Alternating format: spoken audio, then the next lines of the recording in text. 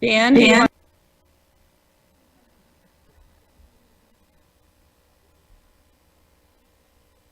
Before I mute my mic. Dan, can you unmute and give us a sound check? Unmute. Hello. Do you hear me? Yep. Welcome. Hi. Do you see me? Yep. Well, on the little computer. We have one planning commissioner on Zoom. They can. Yeah. Yeah.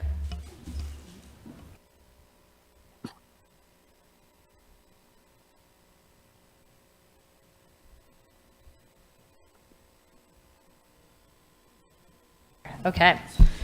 Okay, I'm going to call this study session to order. So good evening, everybody. Thank you for attending the September 26th study session to review and discuss the Gateway Area Plan.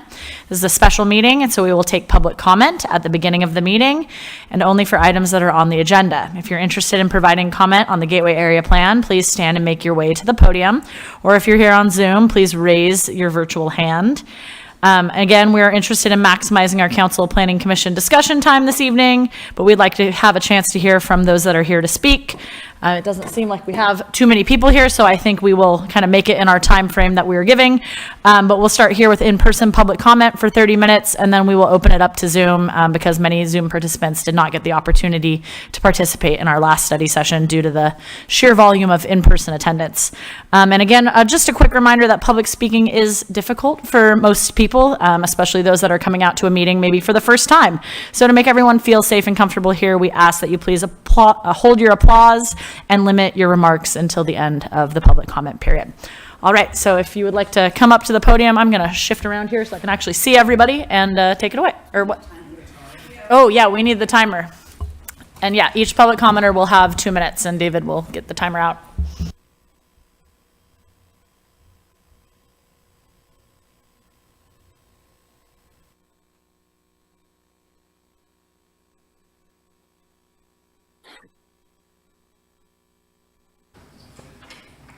Let's just hold on. 30 seconds. Okay, all right.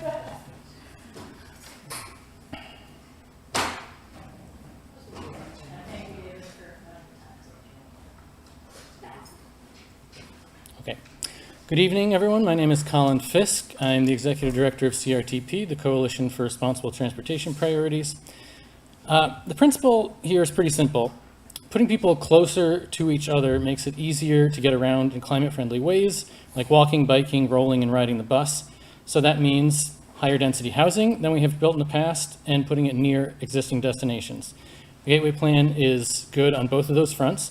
Actually, research has found that densities achieved right around the gateway limits, around 4 to 7 stories or so, is kind of the ideal development from a climate perspective when you consider transportation as well as construction and building operation emissions. Critically, making car travel optional is also an equity issue. Around 30% of the population can't drive, either because of age, disability, or income that's too low to buy a car or to pay for fuel. And a lot of people also are forced to own and drive a car because of the way we've built our communities, but really can't afford it. Locals pay almost as much for transportation around here as they do for housing, and that's a lot. So I want you to keep in mind as you consider housing affordability that higher density, car-free or car-optional housing is inherently more affordable than lower density, car-dependent housing.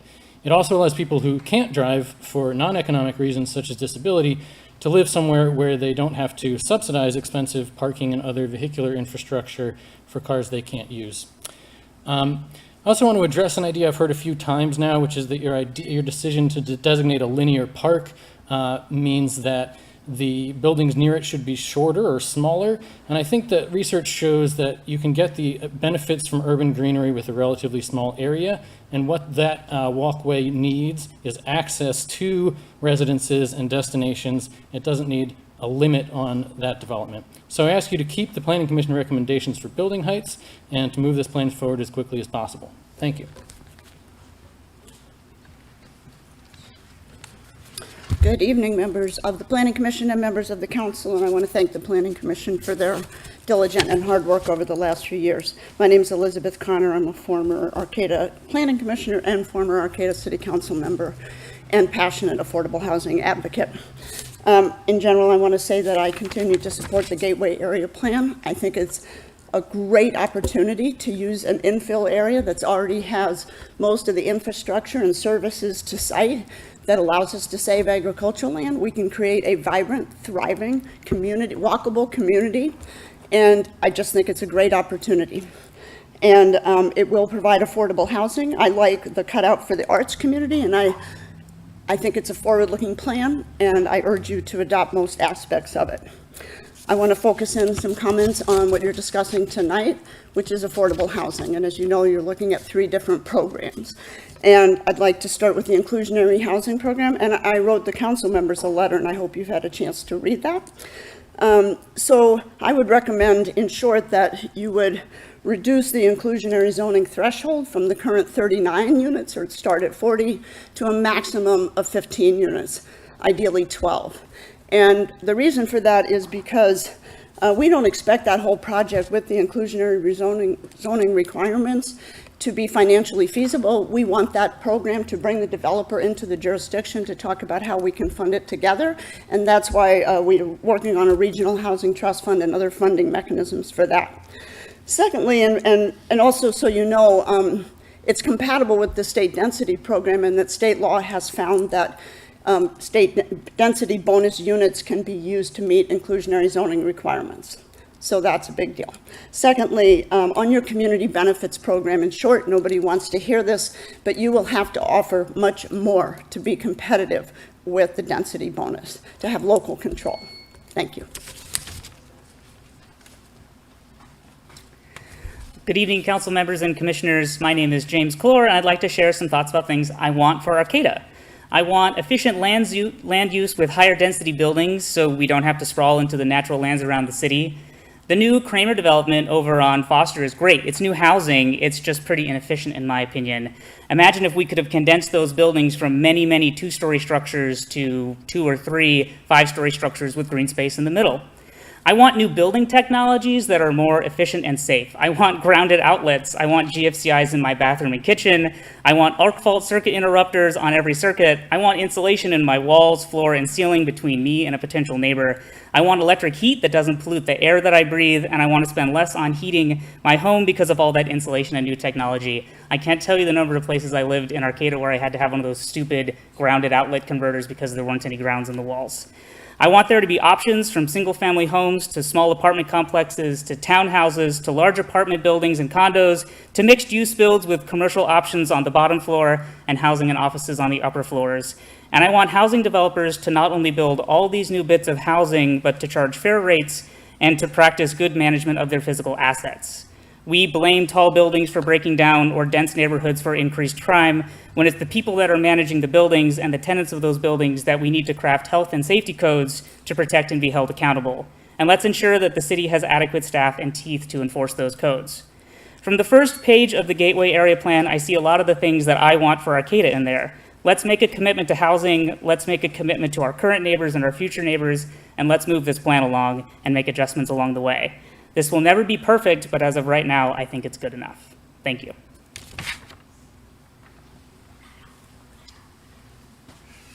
Hello, council. Hi, staff, public. My name is Ben Goulart. I'm the mural man. I do murals around town. I'm also on the Arcata Playhouse board, and we've been talking a lot about trying to incorporate something into the Gateway Plan for the arts. And I think you guys have some beautiful ideas of like 1.5% to add on, which I think was an awesome idea. And I think I'd like to see more of that as well.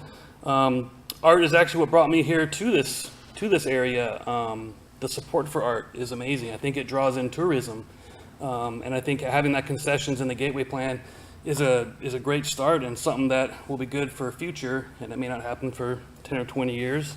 I hope maybe we can incorporate something like that into the general plan as well. But commenting on the high densityness of the Gateway project, I wanted to share a little history that for a long time in my hometown, we fought high density housing. And I talked with many experts on infill versus sprawl, and I think some of the other speakers touched on that as well.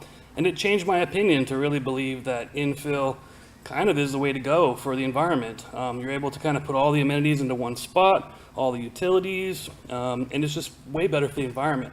Then I talked with college students and people of the younger generation who really kind of agreed, and they want taller buildings. They want to be able to look out over the city. They want rooftop restaurants. So I actually do support the high density housing, which I used to not. But I really think the infill is the way to go. And I think if that encourages more funding to the arts, which it looks like it might, we fully support that as well. I look forward to working with you guys in the future, maybe massaging something to get funding for the arts. So I appreciate all your efforts in letting the community speak. A lot of cities just kind of cram things through, so I definitely appreciate all your guys' efforts as well. So thank you.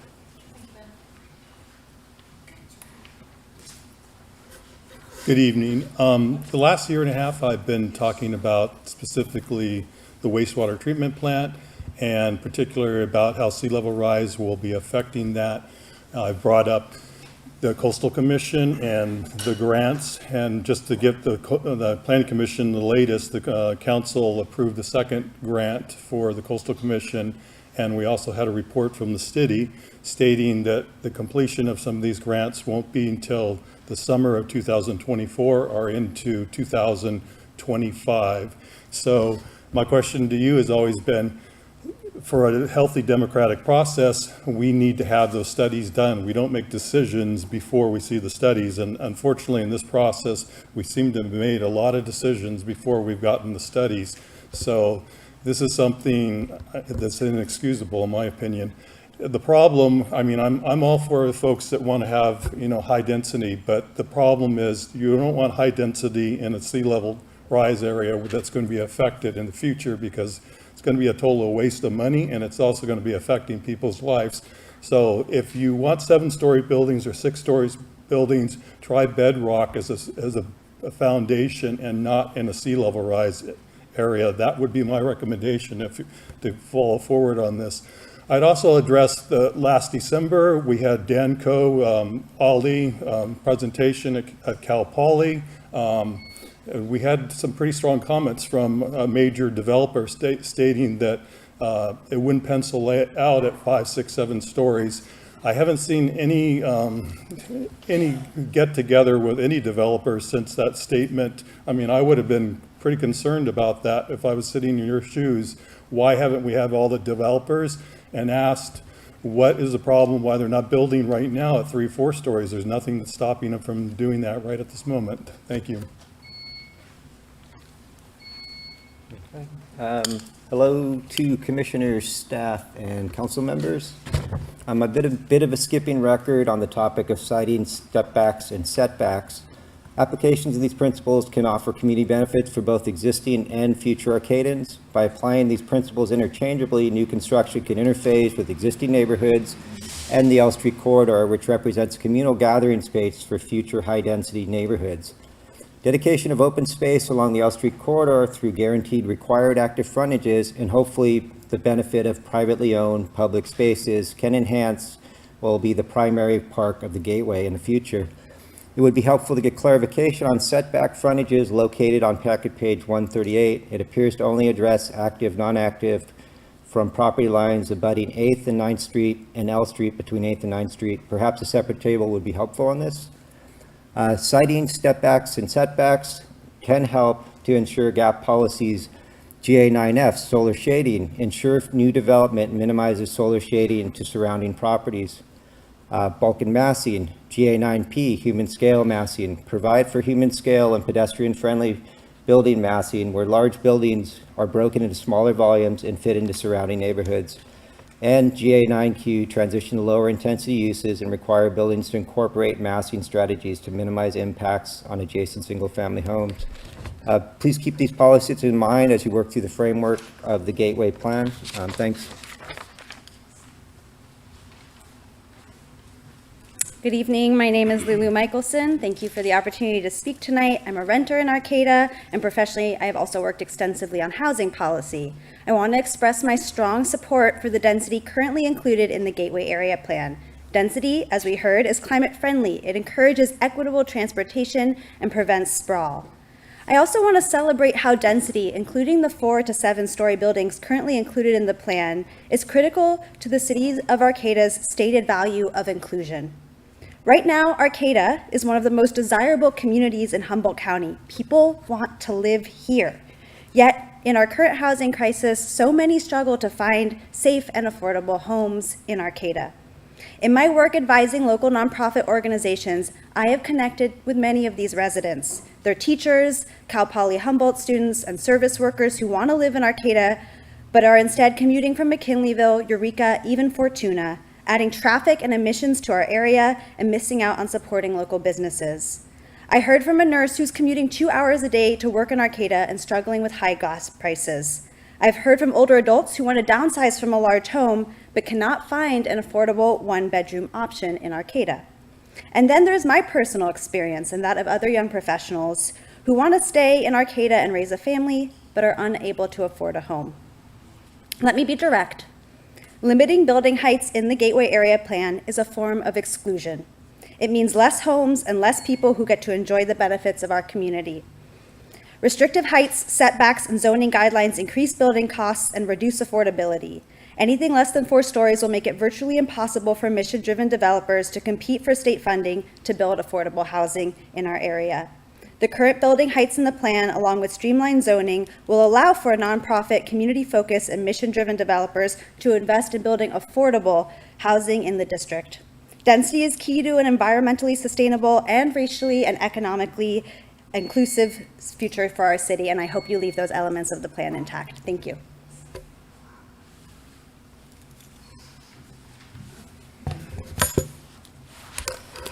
Good evening. What I've been hearing from the community and from both sides of the aisle, both the community, from last night and even before, as I talked to people, the affordability and home ownership opportunities are the 2 main priorities that I hear over and over from people. I feel that we don't have a housing crisis necessarily. I think we have an affordability or affordable housing crisis. And I think as a city, we should really be addressing that a little bit more aggressively. I think with affordability, the inclusionary zoning should be at least at 20%. And I think the home ownership opportunities that people have been asking for from the very start of the Gateway discussions are, like, I think we should be focusing on those too, whether they're affordable or the missing middle, addressing the missing middle. Community land trusts is a great way. I've been hearing that a lot. Smaller lot sizes. I actually would be encouraging the smaller lot sizes during townhomes that are 2, 3, 4 stories on smaller lot sizes, encouraging even more strongly and more aggressively ADU units throughout all of Arcata. First-time home ownership program should be reinstated. Micro units, for just focusing on micro units that are market rate constructed and managed by investment companies is not a solution for affordability. Simply more housing does not create affordable housing. Rental percentages are already obscene and they're going to get worse with the Gateway Area Plan. I think we have to balance out that with the home ownership percentages in the future. Anyways, thanks a lot, and I think that's what I've been hearing on the community from both sides.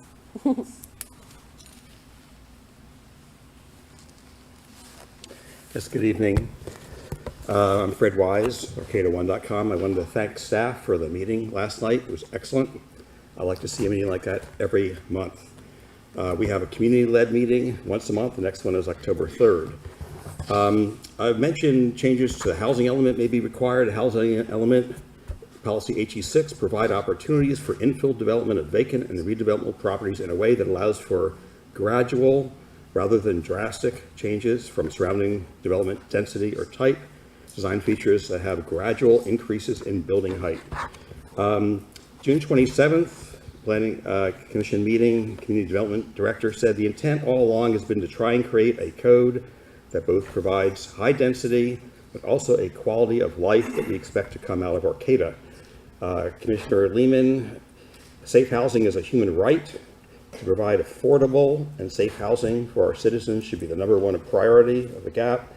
Commissioner Davies spoke to home ownership opportunities. I want to address affordability. There's a notion of building more housing and the rent prices will decrease. This is what has gotten me to this point with Arcata1.com. It's the largest myth, I'll call it an outright lie, that is contained in the Gateway Plan. The reference studies refer to Minneapolis. They had a 5% increase in population over 6 years versus Austin, Texas, which has had a 23%, 48% in 10 years. In Austin, the rent prices went up 31% in 3 years. We are much more like that situation. Minneapolis did not have incoming population, and therefore their rent prices dropped. Thanks very much. I'll address other items when we get to the other aspects of tonight's discussion. Thanks very much for your work.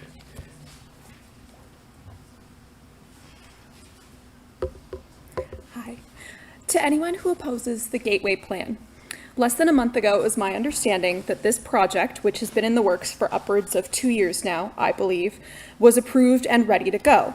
Unfortunately, it has come to my attention that there is a very vocal minority which seems to be opposing not just this proposal, but any type of large, affordable housing in general. I have heard some of the complaints secondhand, and I would like to address those and perhaps give some much-needed perspective to those individuals. The most popular pushback seems to be about the view and about the shade. And to you, I say it must be nice to only have view and shade to worry about. The majority of Americans live paycheck to paycheck, and the people of Arcata are no different. I am fortunate enough to not be in that position, but I am not calloused enough to believe that this fact does not affect me and those around me. Nearly all of my peers can hardly afford to live here, and we have completely abandoned hope of owning a home. We are not students. We are members of the community. Yes, we started as students, as many of us here did, but we are now full members of the community, and we have experienced houselessness, or we know someone who has been homeless. I would be very interested to know when the last time was that these people were actually renters. Anyone who has recently applied for housing can tell you it is an insanely tight market, and I cannot understand how you feel that your individual needs are greater than those of the rest of the population which live beside you, and in fact supplies so many of the goods and services which you enjoy, such as healthcare. Without workers, you can say goodbye to local supermarkets, restaurants, cafes, small businesses, and so much of what keeps Arcata special. It would be a lie to say that I am not mad, but moreover, I am deeply disappointed by these members of our community. I truly thought that we as a whole would be better than petty squabbles and trivial disagreements, especially when you consider the gravity of the situation. To the council, myself, and most reasonable people in this community want this project, and we want it ASAP. I urge you to find a compromise.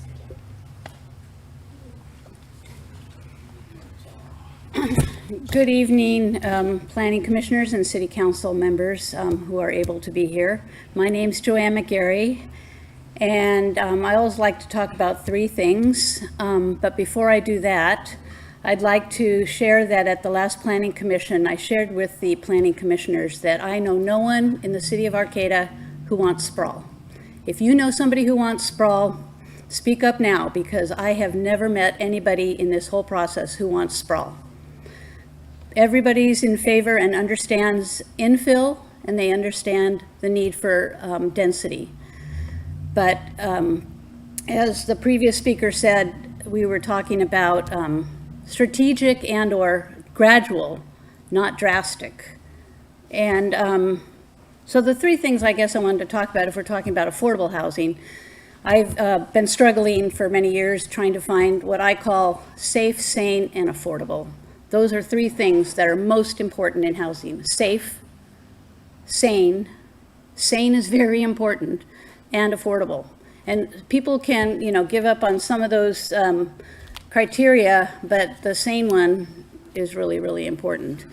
I'm wearing my favorite color, tie-dye, and it represents for me the fact that we all blend together equally. There's no divisions and there's no barriers. And with diversity, equity, and inclusion being a huge part of this, I just really want that to be, I just want this whole thing to be really under the dome of all these concepts of inclusion and sanity and affordability. And, this is a house or it's a high-rise. We can go up. We don't want to go into the agriculture, but we could really consider different designs and be strategic about it. And I'll sing my song later.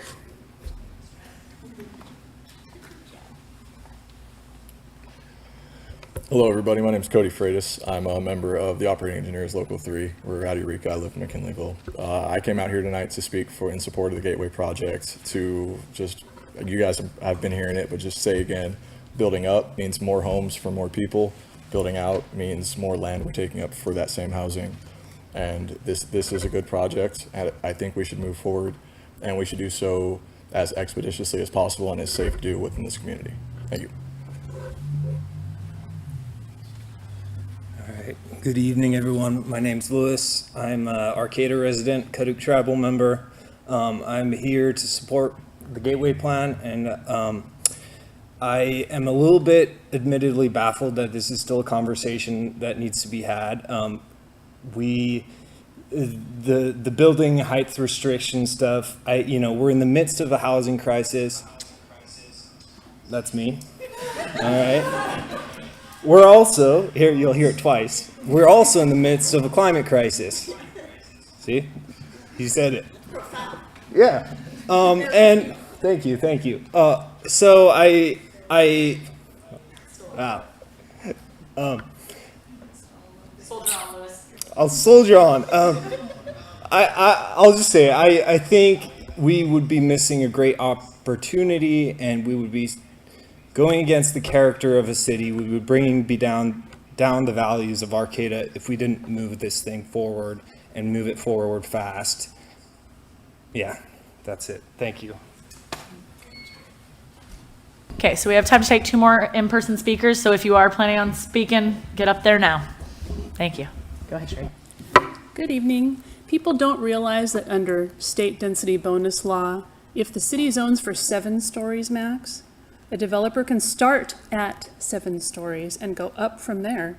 The 7 stories that some city council members want will become 10 to 11 stories of luxury apartment rentals, with only a few affordable units provided. Also, under state density bonus law, developers can completely ignore the community benefits program that the Planning Commission has been working on for months and months. Developers will be able to waive any number of requirements and amenities the city wants. Inclusionary zoning requirements in the draft GAP are currently 5 to 9% affordability. A density bonus project may provide as few as 9 to 20% affordable units. If you take a market rate building of 43 units, that's the size of the Sorrel Place, there would be only 2 to 3 affordable units under our current inclusionary zoning. Under a density bonus project, that would mean only 5 to 8 units would be affordable. Just know that these buildings will be barely affordable, and no amount of supply will be enough to reduce rent. Developers will not put money into projects in a market with downward trending rent. If we get enough supply, rents start to come down, we're going to see a cessation of building. There's going to be an equilibrium there. Really what drives development in Arcata is just like anywhere else in the world, and that is the greater economy. Do you guys have something to add? Considering that, why not plan with human scale design standards? The Community Development Director has stated that although the draft GAP zones for 3,500 units, it is likely that only 500 units will be built over the next 20 years. This is not enough supply, again, to bring down rents. Why not do a good plan now and not just give away the farm? Thank you.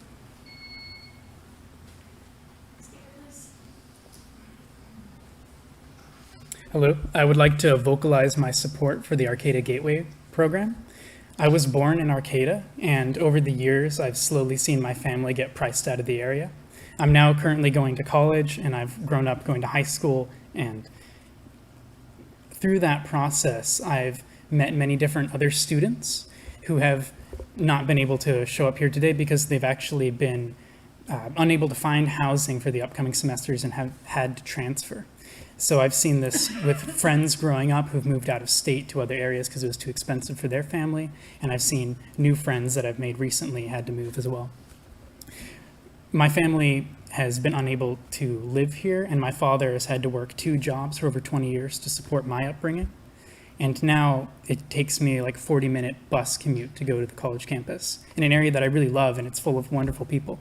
I would love to share this experience with more college students that are coming into the area to get an education, as well as just see people and familiar faces stay in the area and not get priced out. So I'd like to vocalize support for the Arcata Gateway program. I think it's an amazing program, and it's really been written well and developed in a very thoughtful manner. As well as, I think we should prioritize, like the building height is a good thing because the more housing we can get, and also deprioritize parking in favor of more units. Thank you, that's all. All right, we have time to take one more person in person, but I don't see anybody in line. So if you want to be that last person, or we're going to move to Zoom. Okay, let's check in with our friends on Zoom. All right, our first speaker is Genevieve. Go ahead, Genevieve. Hi, my name is Genevieve, and I'm just chiming in this evening to voice my support for the Gateway Area Program and its suggested density. The city of Arcata has a lot of lofty goals, reducing, private vehicle usage, trying to move towards a greener future and to reduce sprawl. And it's unfortunately not a situation that, can work when you can't have it both ways. You don't get those kinds of benefits when you limit building height. The buildings need to go up. The density needs to be at what it's suggested to be in order to meet these goals. I understand that there's a lot of fear seeing the city as we recognize it change, but the city's always been in a state of change. I've recently written a letter about my opinion, and it's always been in a state of change. So the idea that it could change again shouldn't scare anybody. And to maybe give a little perspective on 80 feet in the city of Arcata, at the time that it was built, the Creamery building had a dome on it. The dome is now missing, but with the dome included, that building was 80 feet tall.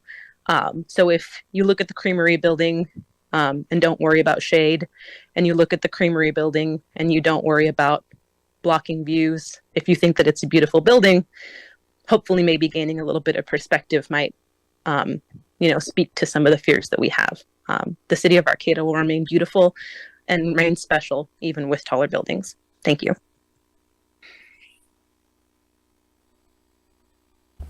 All right, our next speaker is Jane. Go ahead, Jane.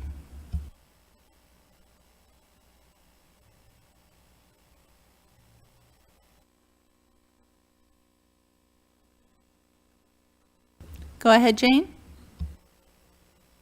There we go. Thank you.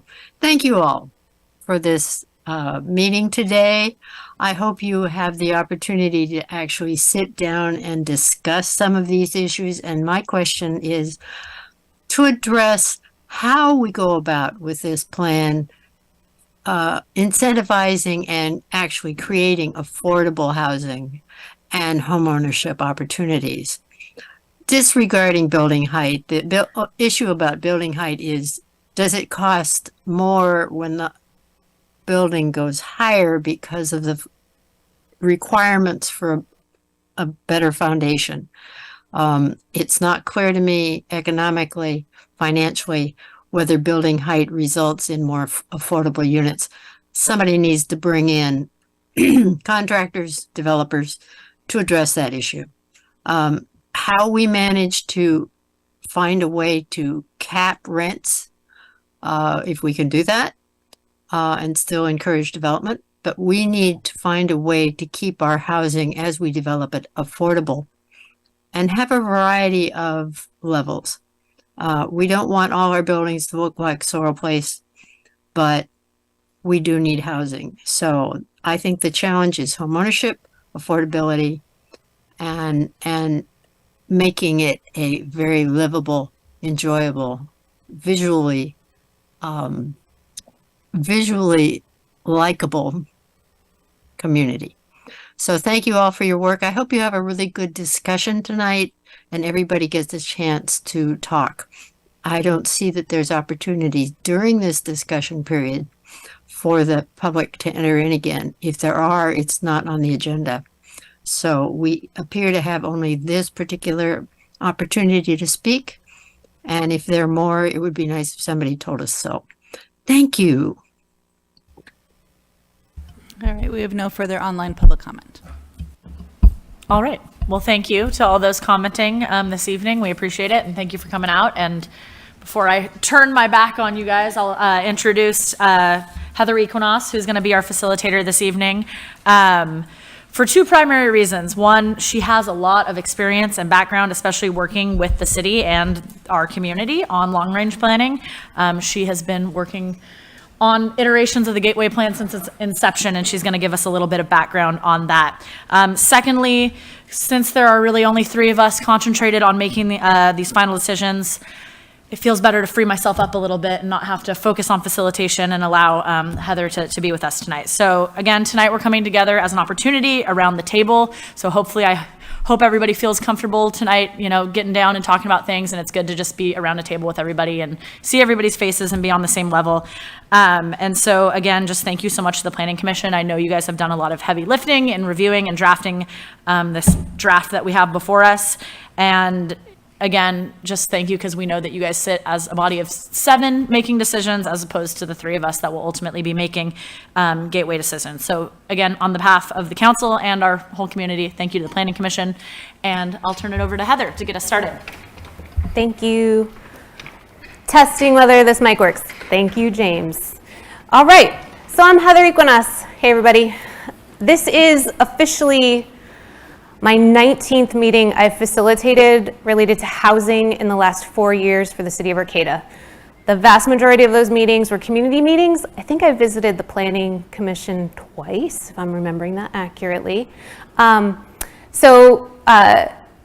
Almost 4 years ago exactly, it was September 23rd, 2019, we had at least the first meeting I was involved with, with the city of Arcata.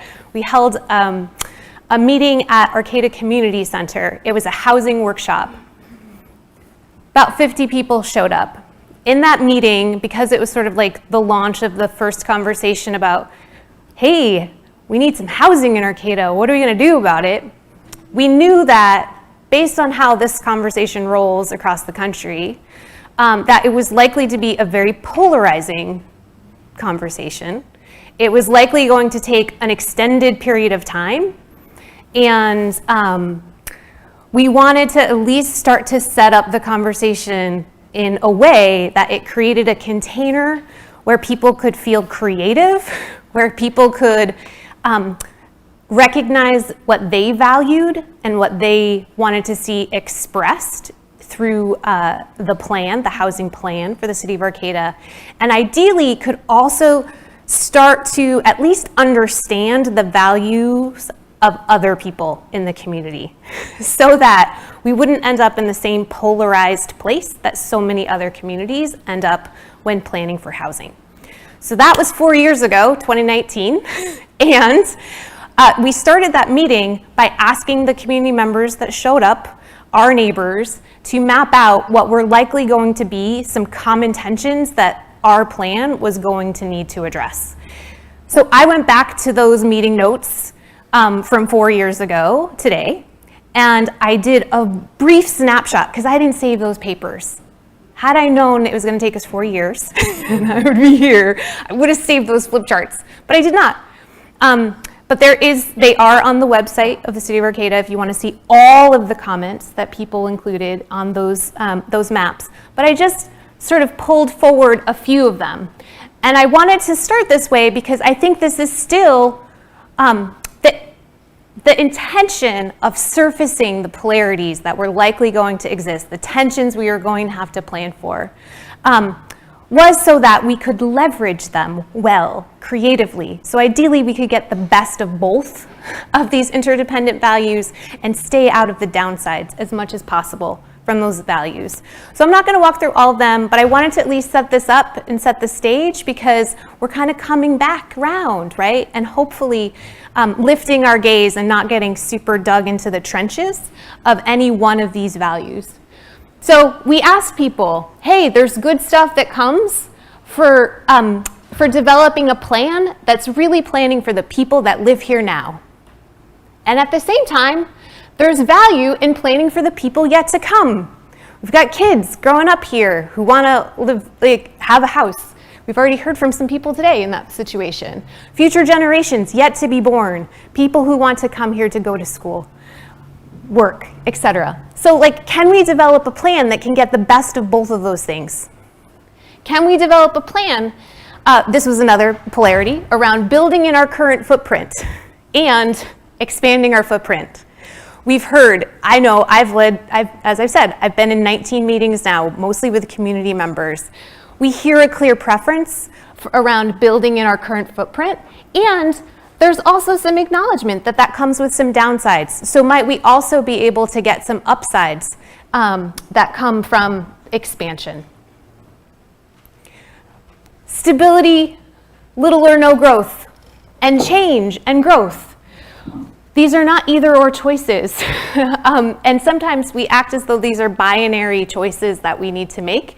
Yet, there's ways in which we could leverage the best of both of these.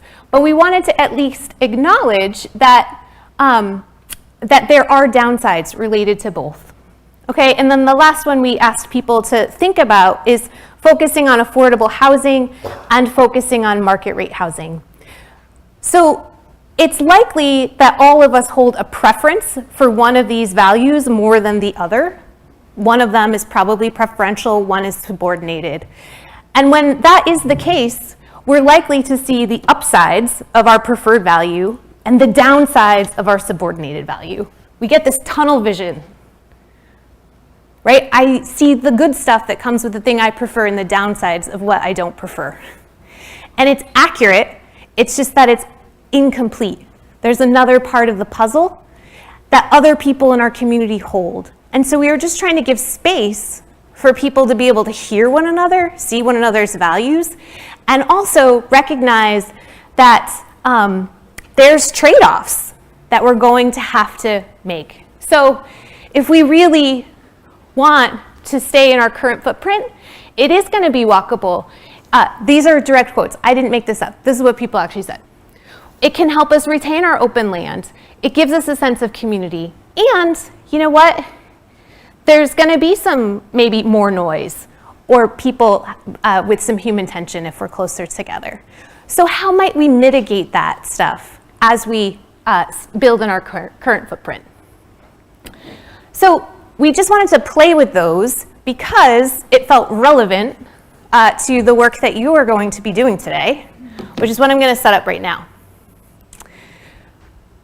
So we've got 3 topics that you wanted to cover: building height, massing, and density. Topic number 2 was around community benefits. Topic number 3 was around inclusionary zoning. So we have a flow. We roughly sketched out how much time we were allocating for you to have the conversation about each of those 3 topics. And we have a proposed process. I'm going to explain that, and then I'm going to test to see if this works for you. So the process that we're proposing is we start with the first topic: building height, massing, and density. Planning commissioners, you all have been working on that. You've made a recommendation. We wanted to open up the space for you to just popcorn out. Share anything you'd like to, ideally kind of briefly, but share your rationale.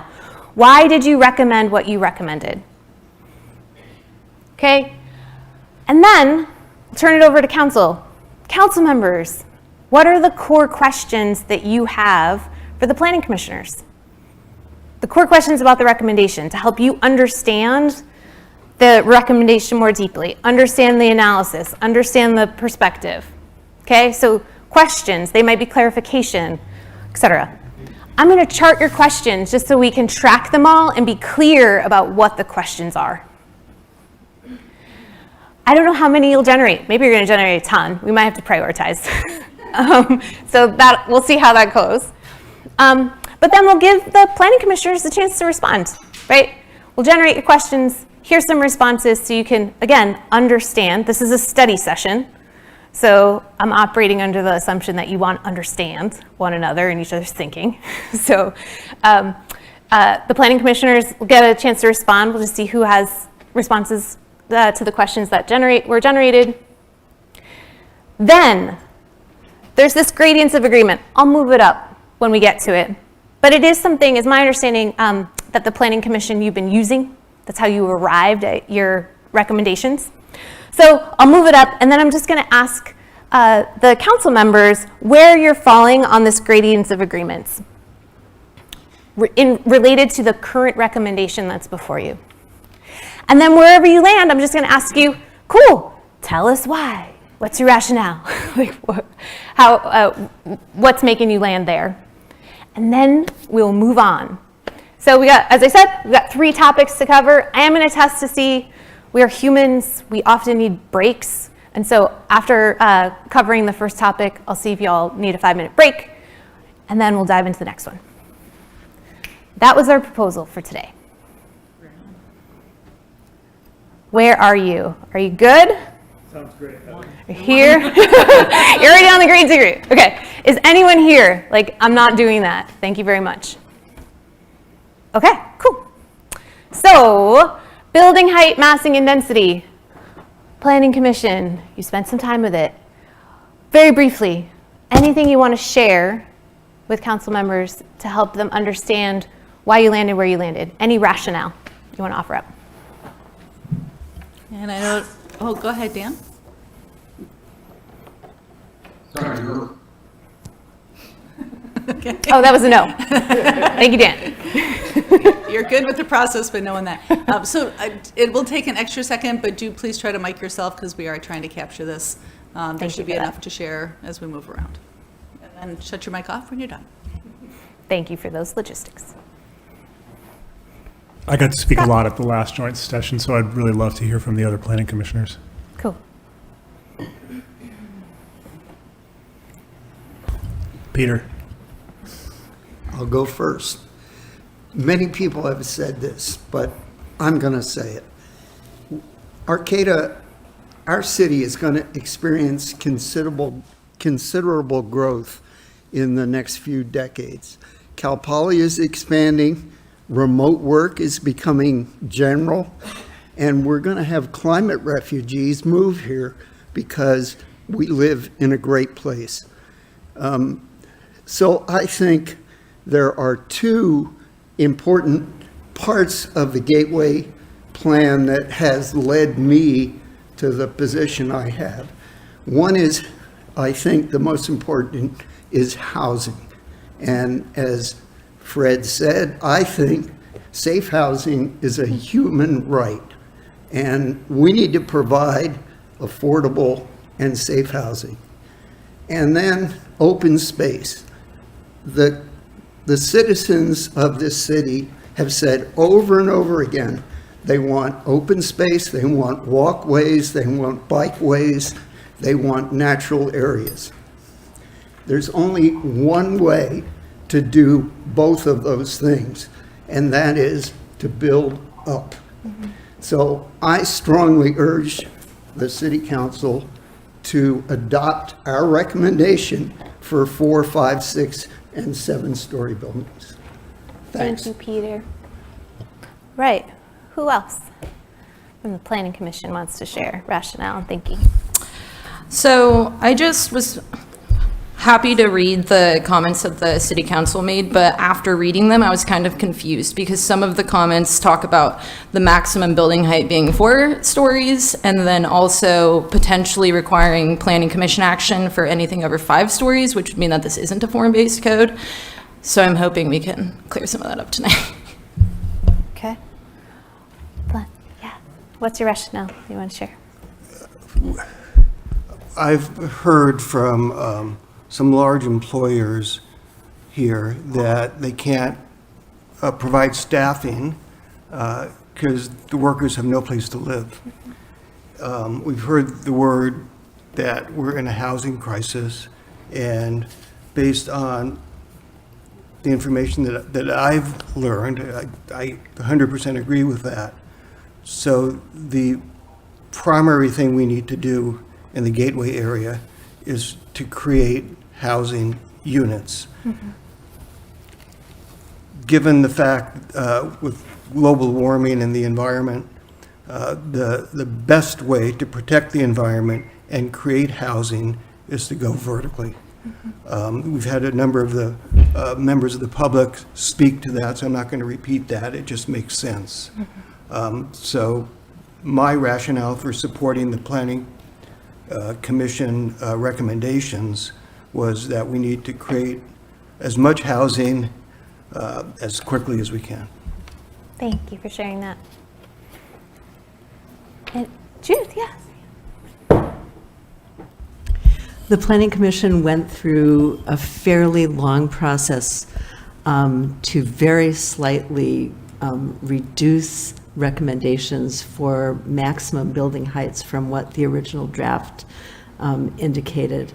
And as we were going through this process, I realized that a 7-story building, a 6-story building, a 5-story building built with sensitive massing that let light and air onto the street and provided it for residents and neighbors would make for a livable community for all of us, for residents and for neighbors alike.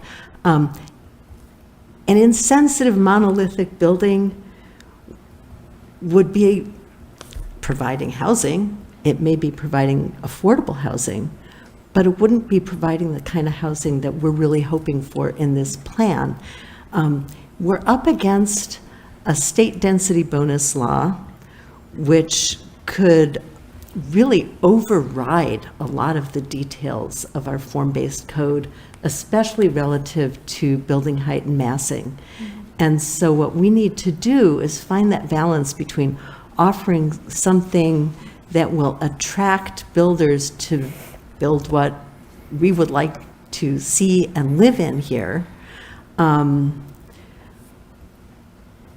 to build enough of it to make it worth the trouble.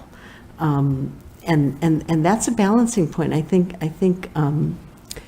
the details of design really can't be separated from the building height, massing and density thing altogether.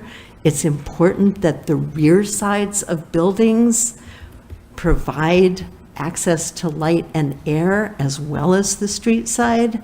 And we have a policy in there that refers to 360-degree design, which some of our other policies actually in the draft kind of contradict. We need to resolve those things. But we also need to recognize, as I think Elizabeth Connor just brought out, that simply offering density is maybe actually an invitation for builders to just go for the state mandated density bonus opportunities and ignore our recommendations. And that's what you as a council, I think, need to grapple with. We did have a suggestion in the Planning Commission, which was not made cynically, I think it was made sort of strategically, to set our building densities and building heights low, so that if someone did want to use the state density bonus, we'd get more or less what we actually expect. I would hate for us to have to make that compromise here. That may be the way that the city's going to overcome the kind of polarization that we're seeing, but I think we've really had confidence that the heights and the densities that we discussed in the Planning Commission would pretty much address many of our problems, but the design details are crucial, crucial, crucial. And so I really hope that the council will actually let the Planning Commission continue to work on those details in a deliberative manner. Thank you, Judith. Any other Planning Commission comments before we take questions from council? Go ahead, Yep. Dan. Thanks, Dan. Hi. Sorry for being the Zoom person here, but thank you for accommodating it. I thought those all were great presentations, both from the public tonight and from the commission so far. This is a wonderful conversation starter. I would like to say just a little bit about how I feel like we came to the building height and massing decisions, and I think largely it feels like there's an intense desire locally and out of the area and from many agencies, the Yurok tribe. So many different people have said housing is a massive issue. People want to live in Arcata, and the prices are just too high. So based on a lot of desire, and that's why we all live here and why we so covet this community and work so hard to keep it nice. What direction do we go? Where do we put these housing? We all know that we're not going to sprawl out into the bottoms. We're not going to go up the hillsides, and the bay is not an option. So densification is the only scenario, and I feel like went through a pretty intense discussion about building height and what's the appropriate massing and height to create the kind of urban core that brings in other things. As Colin Fisk points out, there's kind of a 4 to 7 story thing that's just being done in so many places because it makes sense for transportation, for trails, for the human condition. This is like the sweet spot in densifying some of our communities, and Arcata's targeting that sweet spot. So any reason to lower it feels like we're artificially kind of obstructing market forces, desirable building structures and heights, and where people want to live. And what that feels to me like it means is, people will live elsewhere and there'll just be more driving. That comes up a lot. As one of the speakers tonight said, they don't know anybody that's against this project that's for urban sprawl. The scenario isn't about urban sprawl in Arcata. The scenario is urban sprawl in other areas. It's about commuting to get to Arcata because you can't afford it because there's not enough housing. I think that we also need to include in this conversation simple economics. If you supply more to the market, it will affect how prices respond. That's just as true as about anything else in this discussion. So I super relate to a lot of the concerns about how do we keep affordability and not just have a renter market. How do we have home ownership? Those details I really want to work on as this moves forward. But the beginning of it is to allow this process to maximize the densification that I think we are all mostly agreeing on. We're pretty close to, like somewhere between 4 and 7 stories is about what wants to happen and about what the market probably will support. Not right now. And if a builder can't build that next year, that's okay with me. This is a long-term project. I just don't see why we would put limits at this point in something that feels like there's so much desire and community agreement on. I know there's some community members that have spoke very loudly against certain heights, but I haven't heard that massively. I've heard it some. I've heard a lot of support for let's just do this. Let's get this done, and let's not get in the way of what probably wants to get built, some of which will get built sooner than later, and some of it might take a generation. Anyway, that's it. Thank you so much. Can we shift to questions at this point from council? Okay.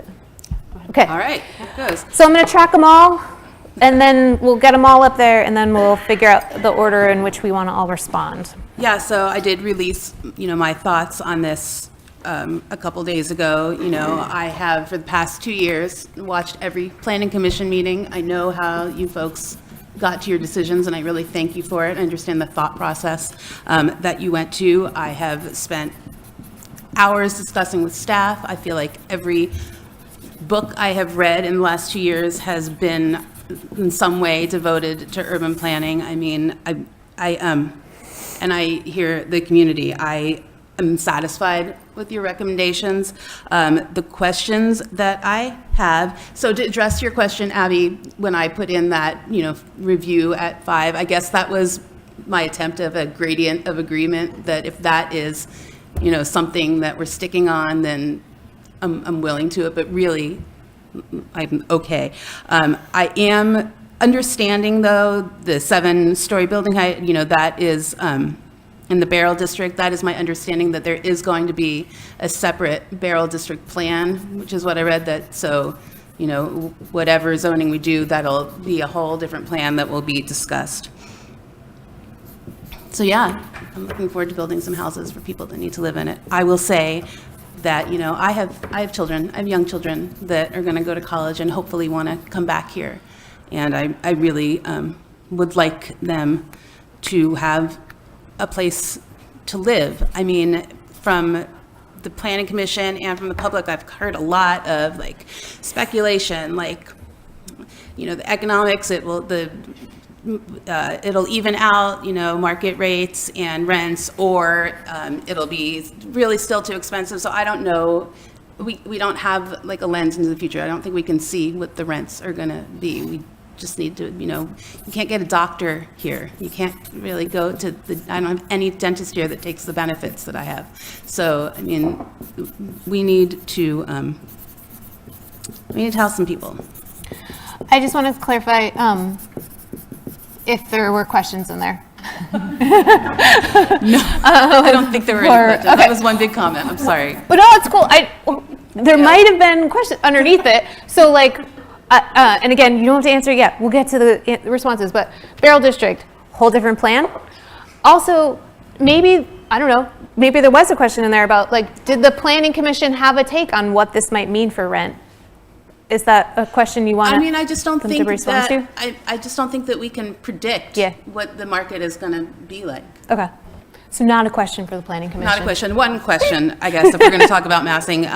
Okay. What is, how long are average blocks? in Oh, Arcata? okay, cool. What's the length of an average block? 250 feet. All right. And we have an answer. Okay. Did you have questions, either one? Either one. Go ahead. Yes, and thank you, folks. And sorry, I didn't provide comments on this meeting. I was away at a wedding in Denver, which I will make a brief comment of. Man, this whole planning process has completely changed the way that I travel. I was showing Meredith pictures of all these different buildings that I saw and different ways that they design their roads and sidewalks. So, oh my gosh, this has changed the way that it's almost not enjoyable. Actually, sometimes I'm like, ooh, that building, ooh, oh, that's what 7 stories looks like. So, forgive me for not sending anything in, but not much of a change from the previous comments I sent in. But question-wise, I just wanted to kind of hear from the Planning Commission just of their angle on, we hear a lot of questions about building in the Barrel District because it's in the coastal zone, questions about liquefaction, and so just kind of hearing from the Planning Commission about how this was taken into account with their recommendation. Mm-hmm.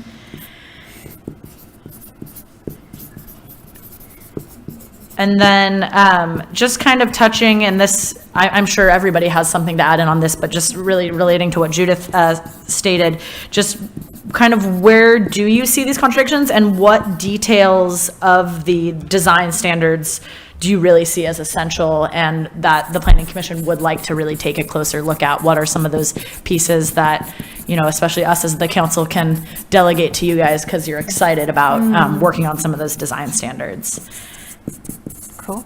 And then the last question I have is, this is kind of maybe too overarching of a question, but just where does the, kind of commission see opportunities, or what will that conversation look like as we start to see development of the Gateway District, of opportunities to be able to kind of review the plan that we have adopted and to kind of, see it as, yes, we're going to adopt this plan, but it still can be a living document for our community. And so, I mean, what kind of would be the flags coming up in our community that you guys would see as a chance to maybe, oh, hey, we need to review something about the Gateway Plan, or maybe we need to change something here. So what kind of, I guess, this is getting a really long question. I'm repeating. You've got the question. So those are my 3 questions that I had. Nice. All right. I should have said out of the gate too, spelling doesn't count when I'm writing quickly. There's some letters that get missed. I'm sorry. To indict. Exactly. Case in point. Kimberly, you got questions? Maybe some questions and maybe just some comments. I feel like this idea of polarization and things not being necessarily, they're not binary or mutually exclusive, that we do tend to get tunnel vision. I feel like we have more agreements than differences, and I feel like there's been some mischaracterization. So my question, I guess, is I might have misinterpreted, but I'm wondering if there was, I feel like we were throwing out setbacks and step backs, and like Judith, I feel like building height hasn't been so much the question for me as more of massing and density, but in particular, like architectural, like what is that going to look like? How is it going to fit into the neighborhood? And that horrible S word, solar shading. I am concerned about not just those who are coming, but those who have yet, that are already here too. And I think that we can meet our housing needs by taking into consideration that, people are going to be living in this building, and we want to have, they want clean air, they want light, not just those that are living in the building, but those that are below, walking in the streets. I think this is super important. When Joanne had mentioned, we need safe, sane housing. And so those are the considerations that I just want to make sure that we take into account, and that's not to slow down the process, and I don't see any developers beating down the door, so I think we can do this right and do it right the first time. But I do like the idea of the living document where we can tweak, and as we learn more and as we progress, we can make changes. Let's see, building facade, some of those other kinds of things. I was in Eureka the other day, and I was driving, and of course somebody was right behind me, so I couldn't get a picture, and I was pulling over, and it was like too much traffic. But my memory served me was that what really struck me about this building is that it created a lot of housing, but it wasn't bad to look at. It wasn't shading or causing any, it fit into the neighborhood. There were these setbacks, and so for me, the average block of being 250, I don't think we need to have any building longer than 150 feet. Right now it's set at 300, but I think we can break it up. Modulating obviously would be preferred to not individual buildings, but preferable if it's going to be that big, let's just make a separate building, and that way we can create that setback in between. And as pointed out by Judith, it's not just the setback in the front, it's the setback on the sides. All 4 is going to be taken into consideration, or at least I hope so. We only get one shot at this. So those are some of the things, and I apologize if somehow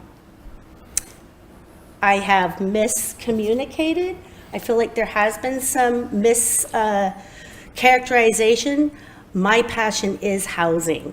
My passion is to live in Arcata, and I want everyone to have that opportunity. My passion is to not rush through this so that we make sure we have enough inclusionary housing, which means that people who are unhoused, low and extremely low income are taken into account. I don't want this to be all about gentrification. I want the people who live and work in the Creamery District, our artists, to be able to afford to continue to live and work in in that particular district.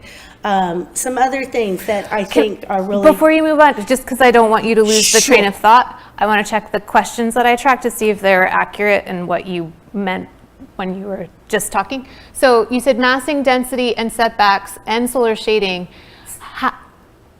And also step backs, super important. And setbacks different things, and Right. So for Okay. example, if the community, most of you are aware because you've been really diligent doing your homework, but for example, we have a single family home, we can build a 5-story, 6, or even a 7-story next to it without having this monstrosity next door to it. Yeah. So maybe at the second or the third, in fact, one of the examples that Ben Noble gave had actually, it was at second story, a slight step back, and then it would graduate. If you ever played Legos, you can kind of do that, and then it went up and up, and so all of a sudden it's like this little stair, and here's your single house dwelling. Anyway, I just want to take that into and so was there a question in that? So are you saying all these things? Yeah, the question Planning is, Commissioner- I feel like what I'm hearing, and maybe not, is that we don't want to do that because it won't pencil out, and that we're going to be building these monolithic, and I just want to return to the original intention of the Gateway Area Plan, where we talked about, we want to, let's see if I can repeat this, human, we don't want, help me with the word, somebody here. Thank you. I have it in my notes. Could you read that with your little mic on? Because I want people to hear this. Super important part Human of our scale plan. construction. Okay. And pedestrian and pet friendly and sane living, right? All right, so then the question is... GA9C. Thank you. That's the one. Yeah. Human scaled and pedestrian friendly. Cool.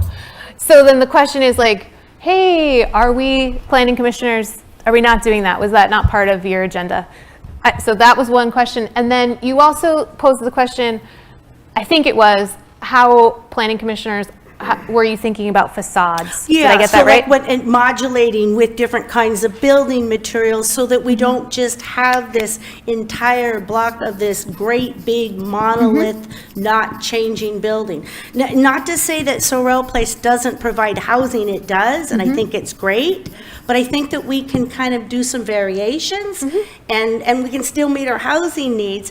It might take out some housing, but maybe if we do that modulation, we can go up taller that way, and they can make up for that loss of housing when they have step back a particular. Cool. So did I get those two questions right? Yes. Okay. There's probably some other things in there, and I didn't mean to go off. Were there other questions you're about to go to? Because I want to make sure the commissioners have a chance to respond.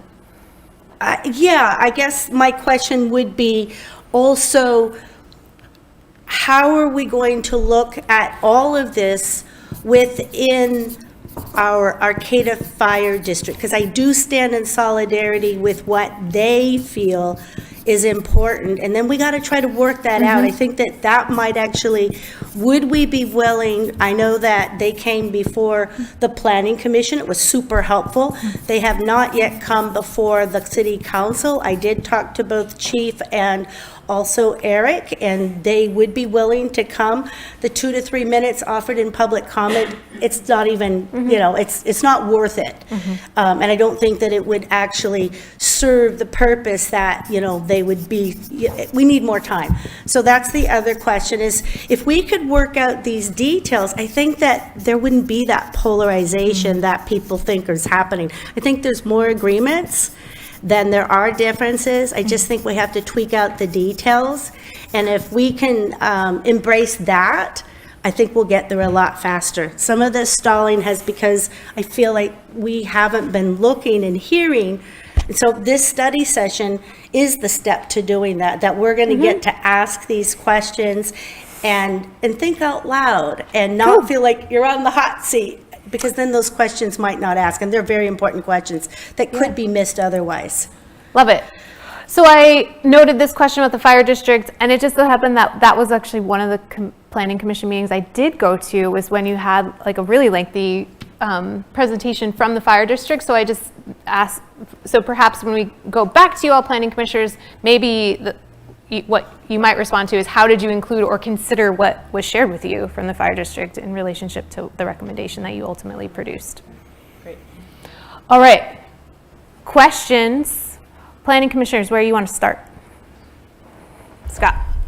I'm just going to respond to a couple of Sarah's questions and then let the rest of the commission weigh in. I think regarding questions about the Barrel District and sea level rise and how did we think through that piece with those sort of taller buildings being there, I think people perhaps confuse proximity to the bay for vulnerability from sea level rise. And one of the things that became clear when we had the expert panel come to us, one of the things that was most useful was the mapping tool that they provided. And in that mapping tool, it was clear that with even as much as 10 feet of sea level rise, the gateway area, including the Barrel District, was going to be almost entirely untouched by that. There would be other areas of Arcata that would suffer a lot more. And so there was some strong science behind focusing, increasing density in areas that were going to be the least vulnerable to sea level rise, as well as close to the downtown corridor as possible. So that was one thing.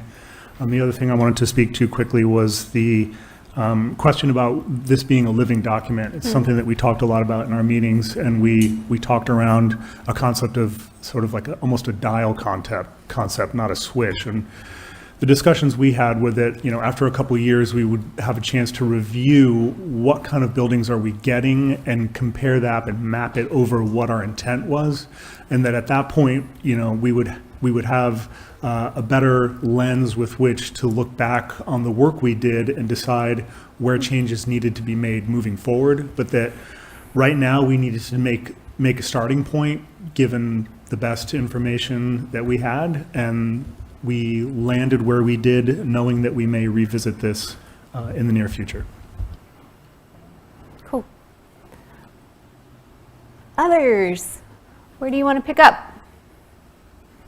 Yeah.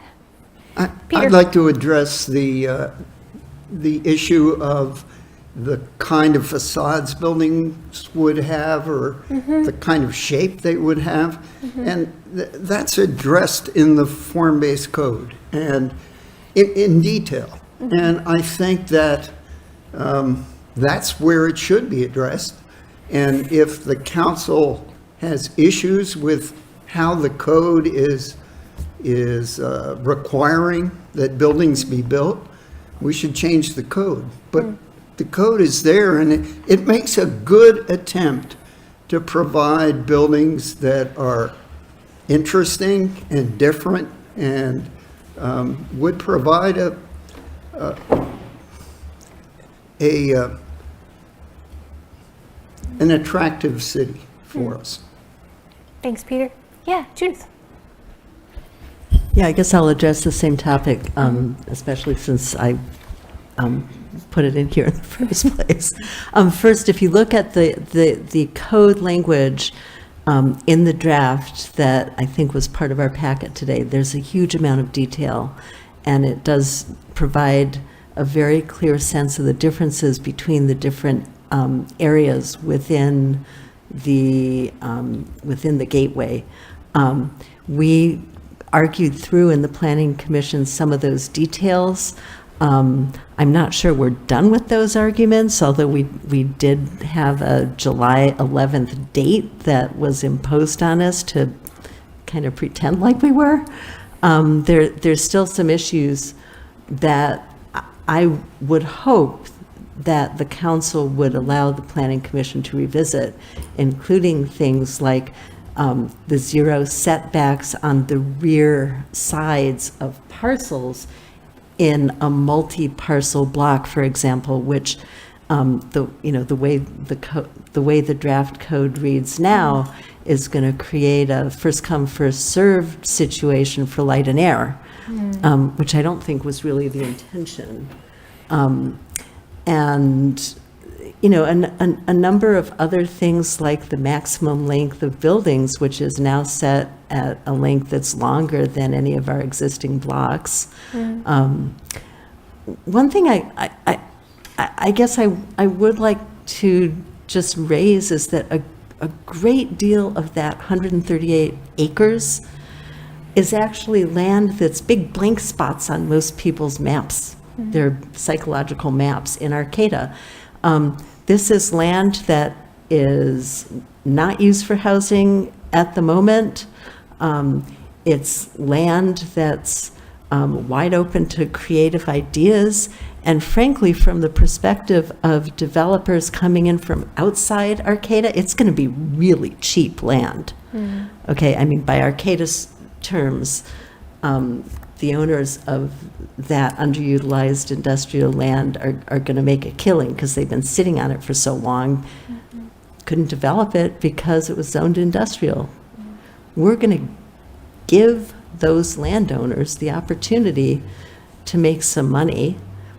And I think that gives us some latitude in calling for the types of development with the design features that we really want to see in ways that we probably couldn't do if we were in a part of the US or California where land costs are much higher, and therefore where developers would feel the squeeze a little bit more. On the other hand, we also want lower housing prices than in those areas.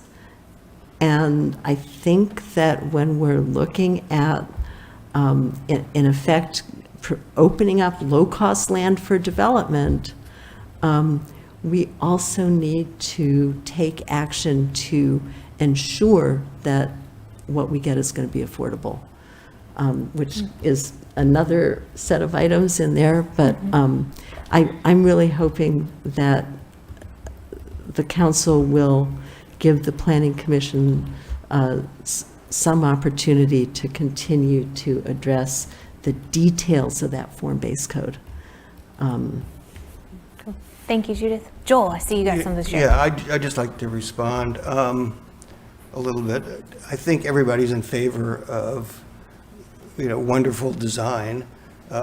We are not architects, and I think the downside to being overly specific when you're talking about facades and materials and things of that nature, are that if you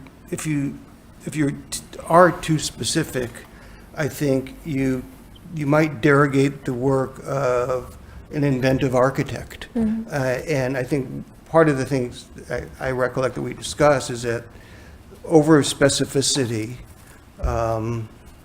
could in the end be harmful, because you will lock in invention perhaps, or creativity of a design professional, and none of us on the Planning Commission are design professionals. Thank you, Joel. Anybody else want to pick up on, I think you're talking about both of these questions at this point, how you're thinking about facade, or what other details of the design standard would you want to have a closer look at as the Planning Commission?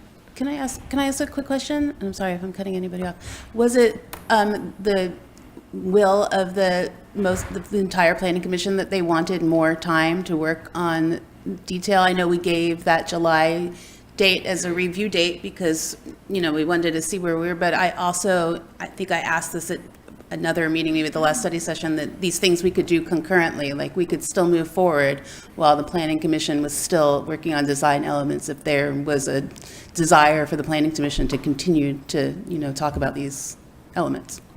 Yeah, I mean, at the Planning Commission, we understood that we were going to do everything we could to meet the request of the City Council to make a recommendation by July 11th, but we also knew it was highly likely we were not going to finish all the work we wanted to do, but that we would make a handoff to you folks at that point. You could begin diving into the work we've been doing for so long, and we could continue along that track. I think that's predicated on an assumption that the City Council was going to walk with the Planning Commission down the road of supporting density and taller building heights, which are kind of the core of the Gateway area, and understanding that you would make some different choices with different components of it. I think one of the things we talked about a lot was setting realistic expectations, and this is something that goes to all of the questions that were asked.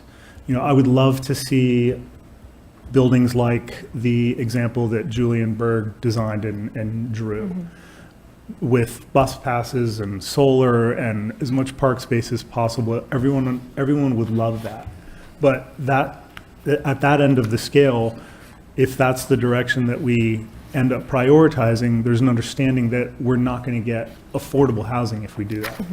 And so there needs to be some sort of a mix there between the design features and the aesthetic components we want, the benefits we want, and affordability. I saw Peter was leaning in there too. I was, with the understanding that the Gateway Plan will be a living document that we could change down the road. I think it's imperative that we get it approved soon. Developers are not going to come here if they're uncertain what the rules are. And we need to have the rules, even if they are imperfect at this point. We can change them down the road, but we need to get it approved so that we can get on with this development.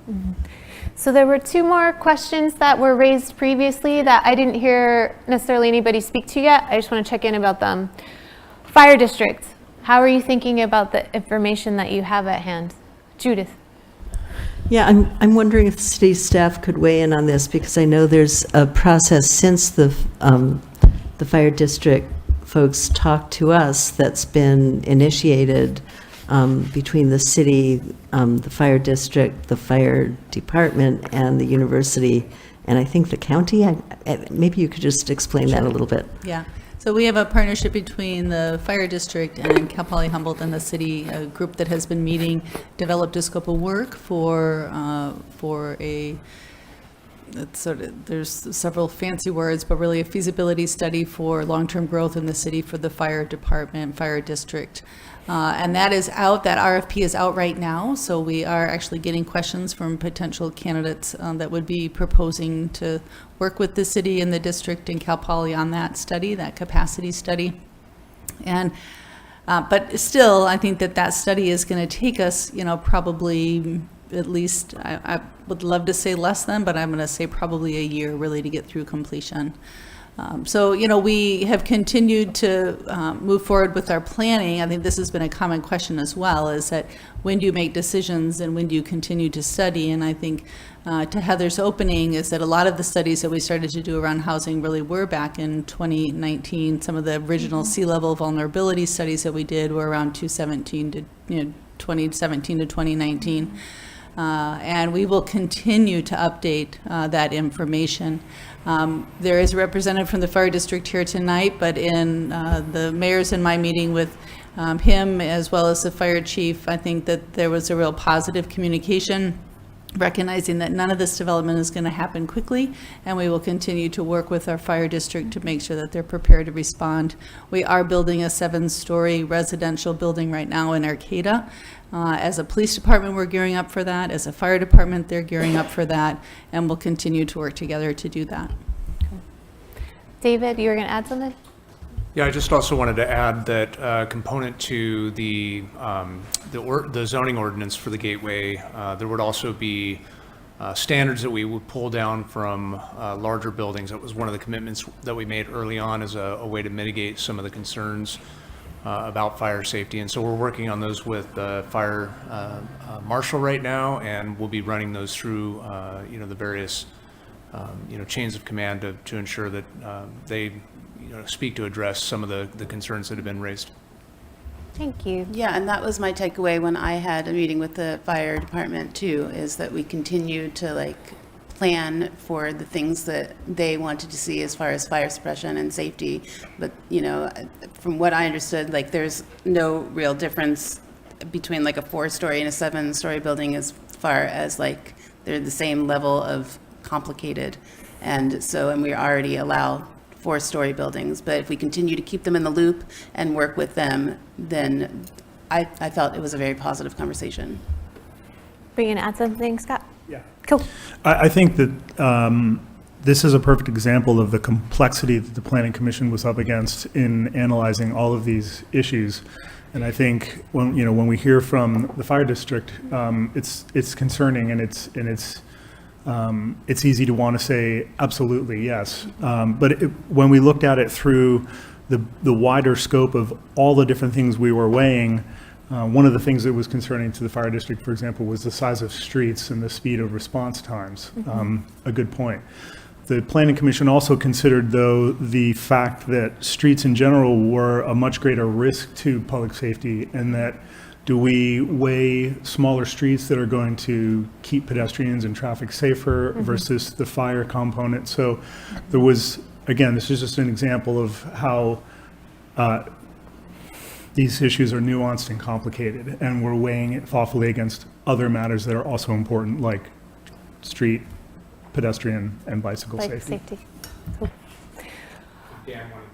Thank you. Yeah, Dan.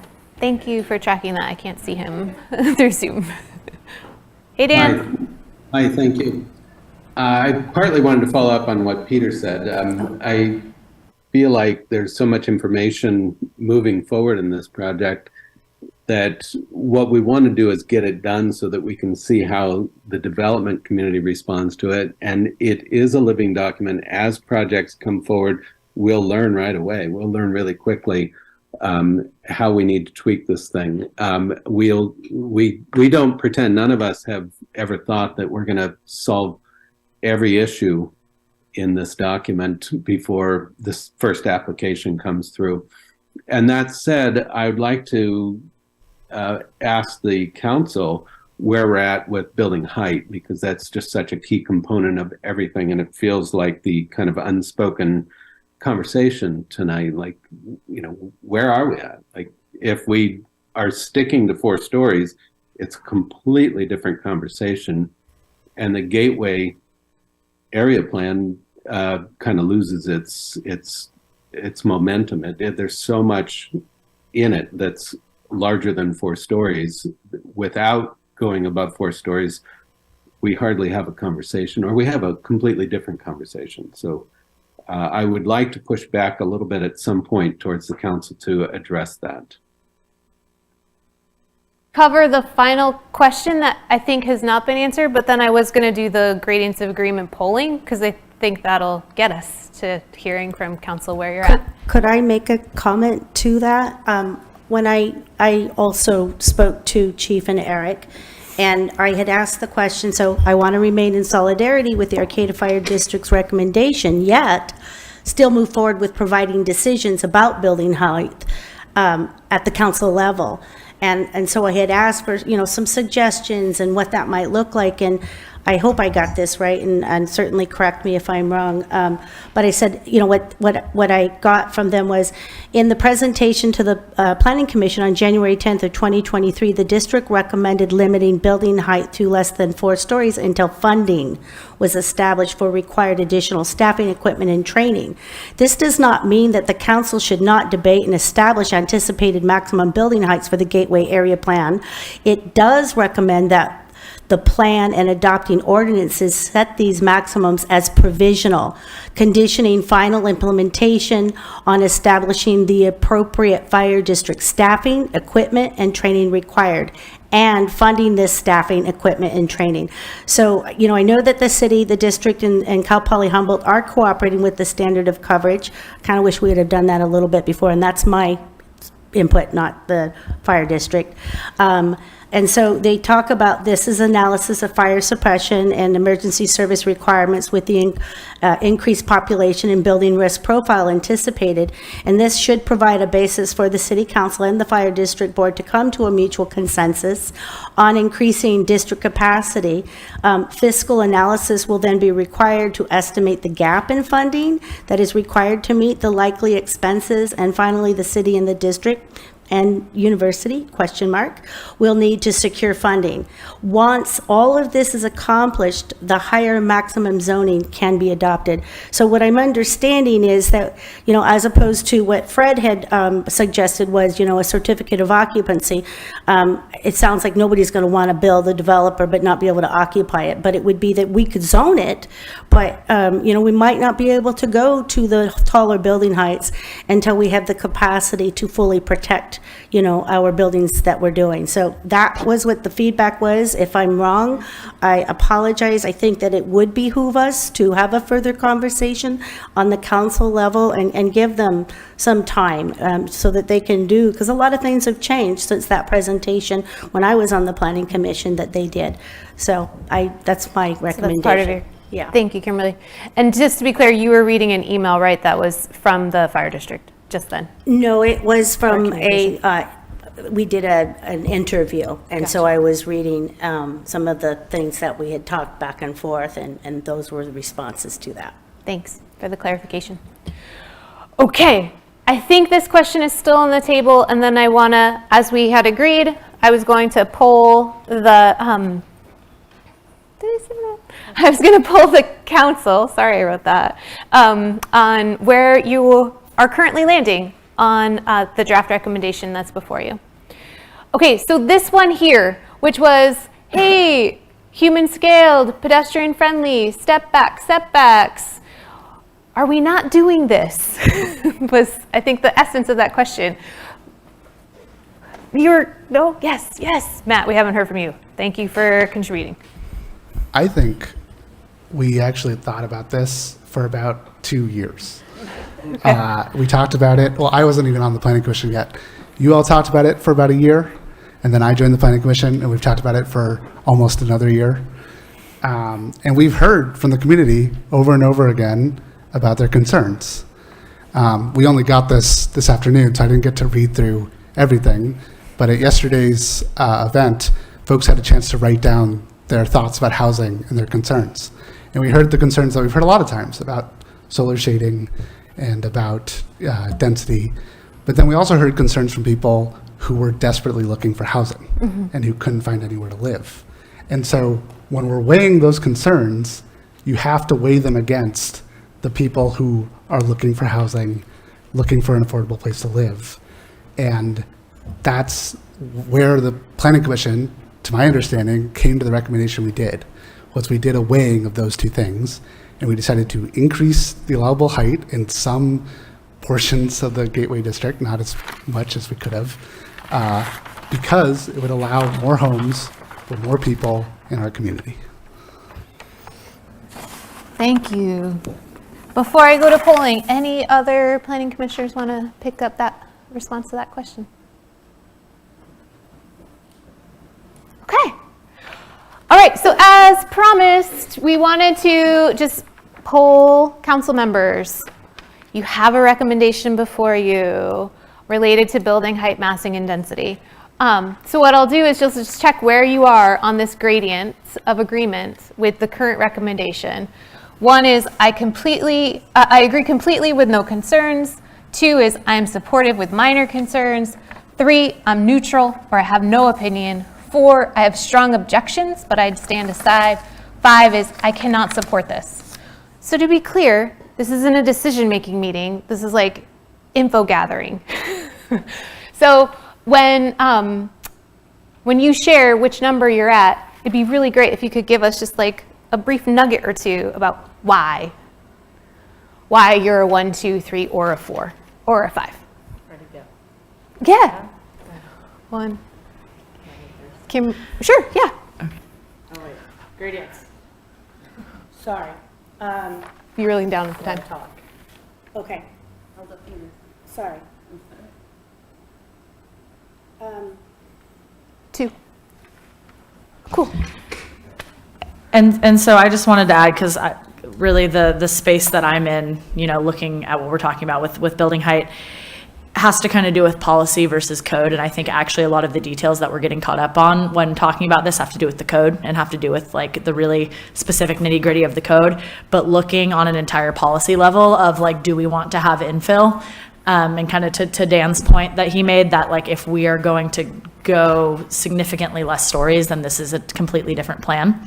And so that's why I firmly stand in my one going forward on this, because that's the policy piece that we need in place to then, work kind of in lockstep and really work with the planning commission to better understand the code and to further expand kind of on these key details that are going to affect how buildings look and going to affect, things like the massing with the setbacks and the step backs and the amount of solar shading and the air and the alleyways and all of that stuff. But we need to have the policy in place first to be able to hammer out those details and really see and look at examples of the kind of buildings we want. So that's Cool. where I'm at. Go ahead. Either one of you? Go ahead. So the reason I'm doing it too is, for the reasons that she pointed out was, we have policy and then we have the nitty gritty. And I guess my fear is that we move forward, but then all of these changes, which we don't have a track changes, but you can look through and see the number of pages are quite different. And there have been changes in the form-based code with regards to setbacks and step backs. And so sometimes rather dramatic, like half from 20 to 10.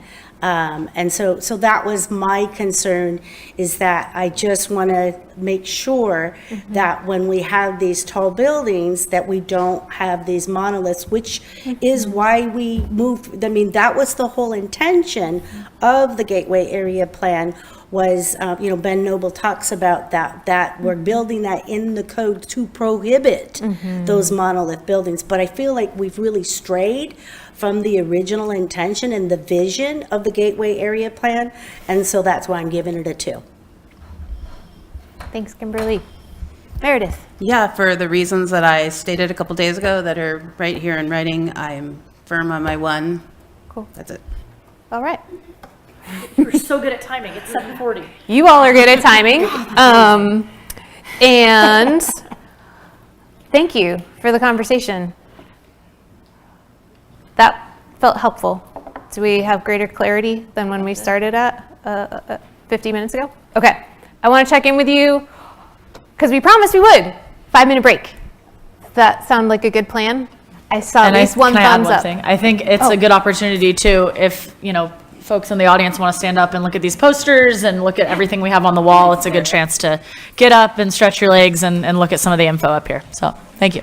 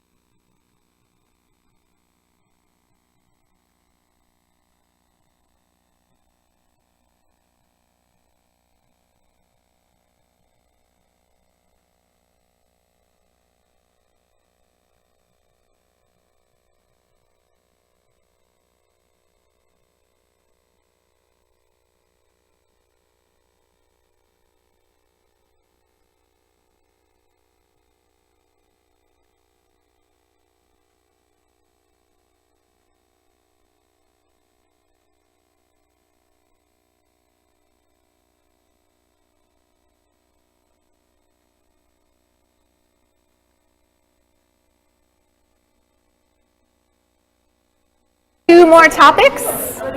That's the intention anyways. We budgeted about the same amount of time for topic number 2. Yeah, that's cool, don't worry. Oh, we are back live on Zoom too. Let's get it together, everybody. Look official. All right, so topic number 2 that we're going to talk about is community benefits.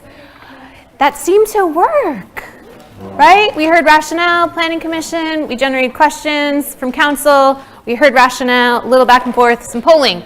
So if that's okay, love to repeat. Focus on community benefits this time. We budgeted about the same amount of time as we just spent, right, on building height, massing, and density, just to give you like a time check, internal sense around that. Topic number 3, inclusionary zoning. Only 25 minutes for that one. So let's like set our expectations around the amount of time there. So, and maybe this will go faster. Let's check it out. Community benefits, planning commissioners, anything you want to offer up, an opening to help people understand rationale. Judith. Okay, and I know Scott's going to have a statement, but just one thing I could request. We've had these charts in front of us for quite a while, and one of the things that's been kind of up in the air is the actual point values we're thinking about for each of those. We have really never had that full discussion, and I'm not sure we're going to have enough time to have it here, although that appears to be the homework that you've given us, and I think some of us have gone around and done those exercises. But at some point, I think that it would be great for the City Council and the Planning Commission to actually have the time to have that discussion in detail. Anyway, Scott. Thanks, Judith. Yeah, I think Judith brings up a good point. I think quite simply, it's very straightforward. The higher the building, the more community benefits are brought to Arcata. So that there's a pretty simple correlation there. I think we can dive into, as Judith points out, sort of where do we each put weighted emphasis on which community benefits? And I think that's an important discussion. I'm sure the City Council will have good ideas there, but there's a direct relationship between building height and community benefits. The higher the buildings and the more density we get, the more leverage we have to bring community benefits into the community. The one other thing I would add before soliciting some input from other planning commissioners is that affordable housing is a community benefit. And so if a developer does end up taking the state density bonus, we will, in fact, get one of our core community benefits by way of getting affordable housing. So there's a bit of a win-win embedded in the state density bonus scenario. So love to hear from other commissioners. Thanks, Scott. Other commissioners, what do you want to share about rationale, your thinking, deliberation? Yeah.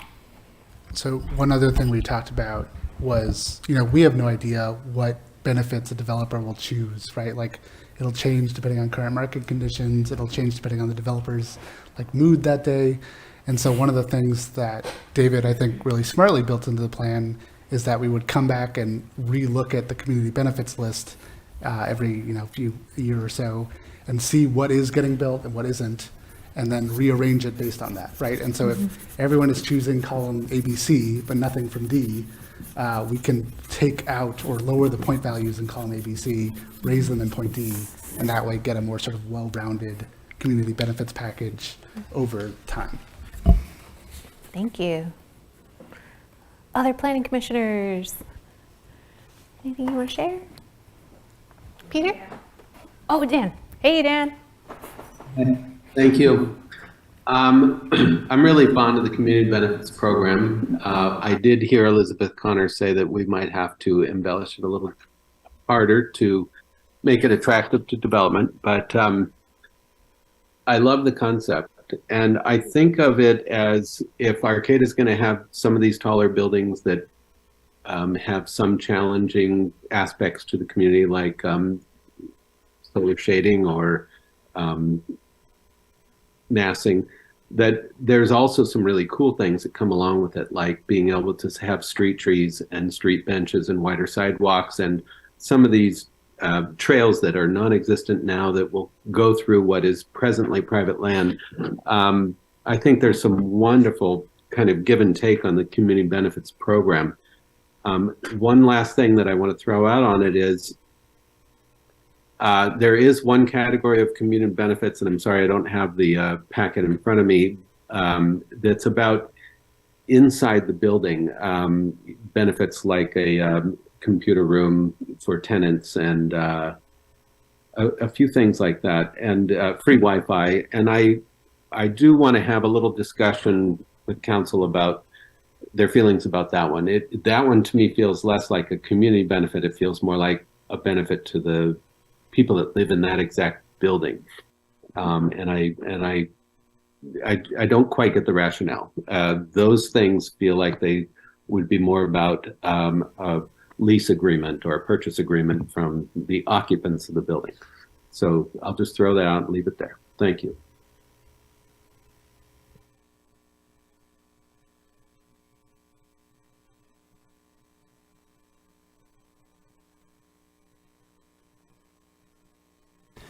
The community benefits were taken out of the code, and the proposal is to have them by resolution. That way the council can act on them, quickly, much more quickly than changing the code, depending upon how things work out. Thanks, Joel. Other additions from planning commissioners before we pick up questions? All right. Well, you know the drill now. What are your questions? I'm going to write them up here. Oh, sorry, was there one? Nope, sorry about that. Questions, and then we'll sort through them and get responses. I went first last time. Pass on the mic. Kimberly, do you want to go first with questions? Sure. Cool.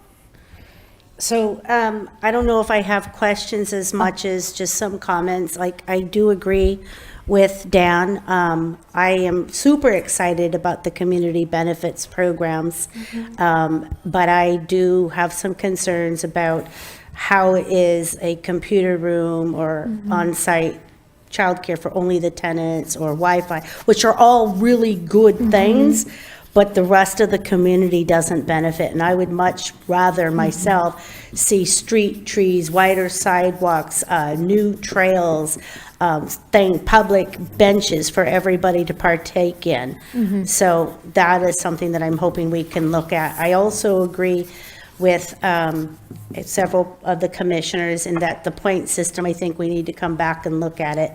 And one of the things that I had said was that we've when I was on the planning commission, well, everybody has spent a lot of time creating these wonderful community benefits, and it would be such a shame that it was all for naught. So I'm really hoping that some way, somehow, and I don't know what that would look like, but that's why we're here, is to somehow beef it up so that it is more attractive to choose our benefit program over the state. But I have a new word I call bonicity. So it's like bonus density. I've been saying boncity.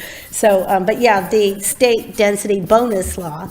And then with the pro-housing law changes, I think that what we really, when we first envisioned this, it may have worked, but a lot of has changed during that time when we first created these community benefits. And so we're going to have to pivot if there's any chance of leverage for that. And so I'd like to talk about how we might make it more desirable for them to choose our benefits. And I do agree with, who said this? Scott, that affordable housing indeed is a benefit. So that's a win-win. Yeah, that's what so that wasn't any questions, I don't There think. were. Okay. Here's what I tracked. I mean, part of it was you were responding to Dan also saying like, hey, the computer room, Wi-Fi, childcare on site, is that really a community benefit? And then can we look again at the point system, and how might our benefits be more attractive than the state's? Did I capture your ideas correctly? Yes, thank you. You bet. All right. And my only really question comment directly, relates to what Dan said and to kind of what Kimberly said as well, and just kind of to weave these together. But I guess the question is, but it sounds like the commission wants to do more work on this anyway. How, do we arrive at these point values? And that, looking at some of these point values, it does seem like an easy, check off the list to start adding up those points to get to your tier. If you can just say, okay, yeah, sure, Wi-Fi and a community room and computers and cool, I'm done.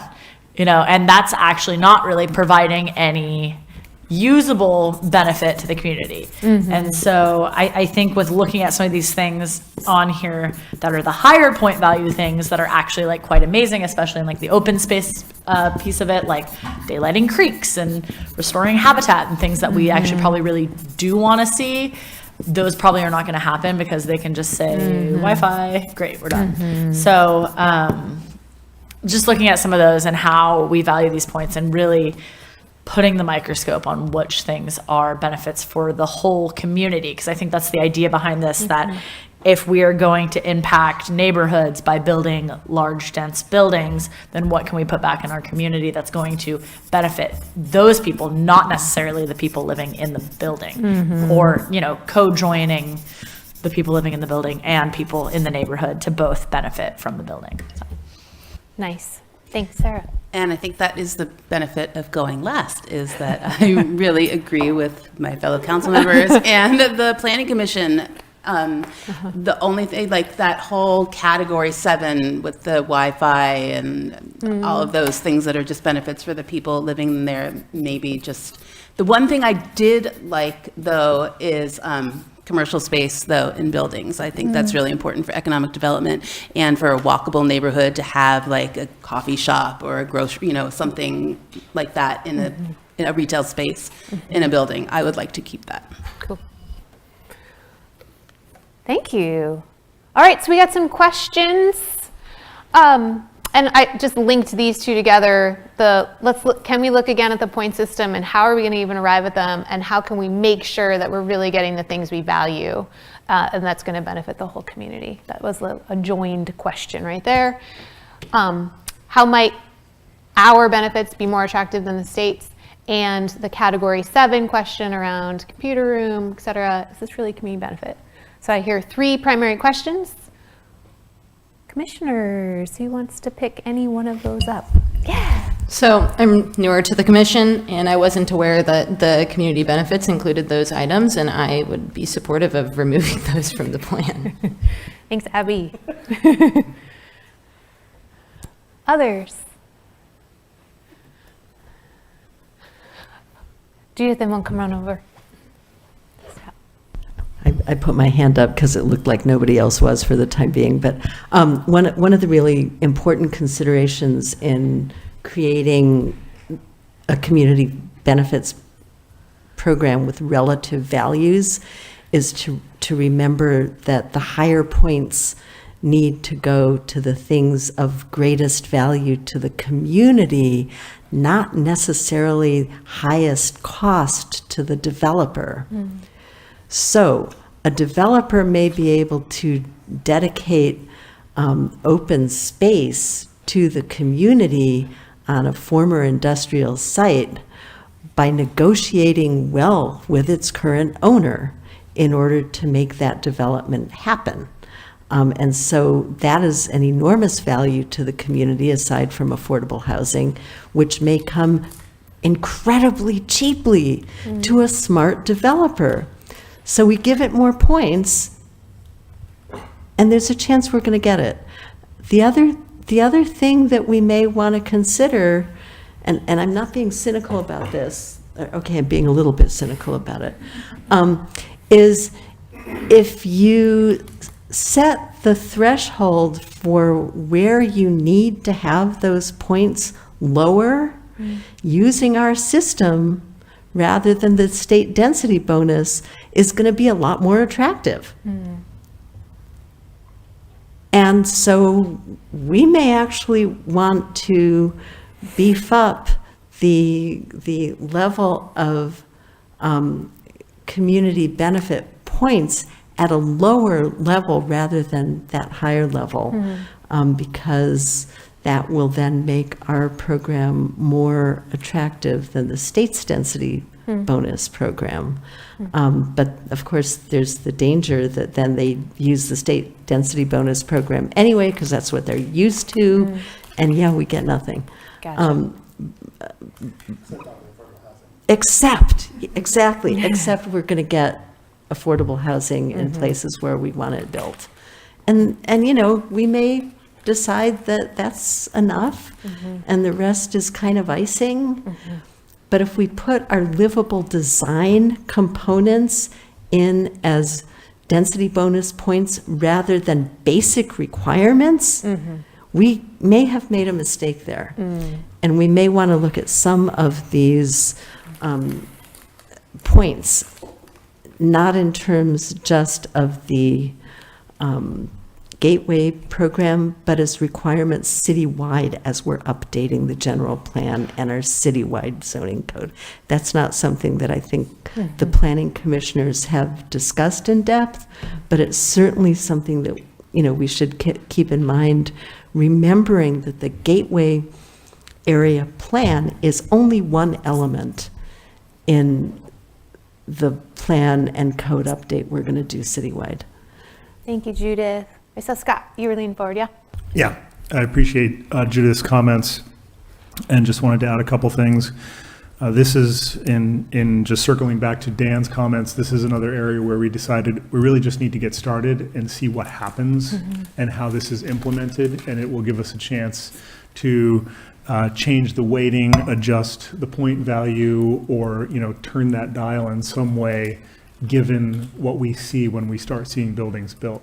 The other thing I just wanted to give to the City Council for consideration is that one of the discussions we had is the area of benefits that feel at first glance like they are only given to residents of a building, like perhaps bus passes, but really have a wider community benefit in a reduction of vehicle miles traveled and CO2 emissions. So some of those that are specific to building residents also clearly have community-wide benefits. So just a little sharper clarification there. Thank you.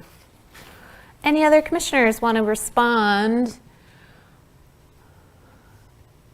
to the point system, how we're going to arrive at it, how we're really going to, obviously building on comments that Judith started. Anybody else want to add?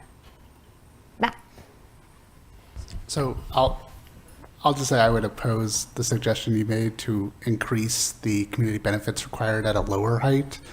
And the reason is that, you know, these community benefits to us are this great benefits to our community, but then to the developer, they're just an added cost. And, you know, all of this housing, if it doesn't get built at all, you don't see any new housing and you don't see any new community benefits. And so I worry that starting them too low and lower than you can already build a building in some places in the plan just doesn't really make sense. It would actually discourage housing. If I could just respond to that.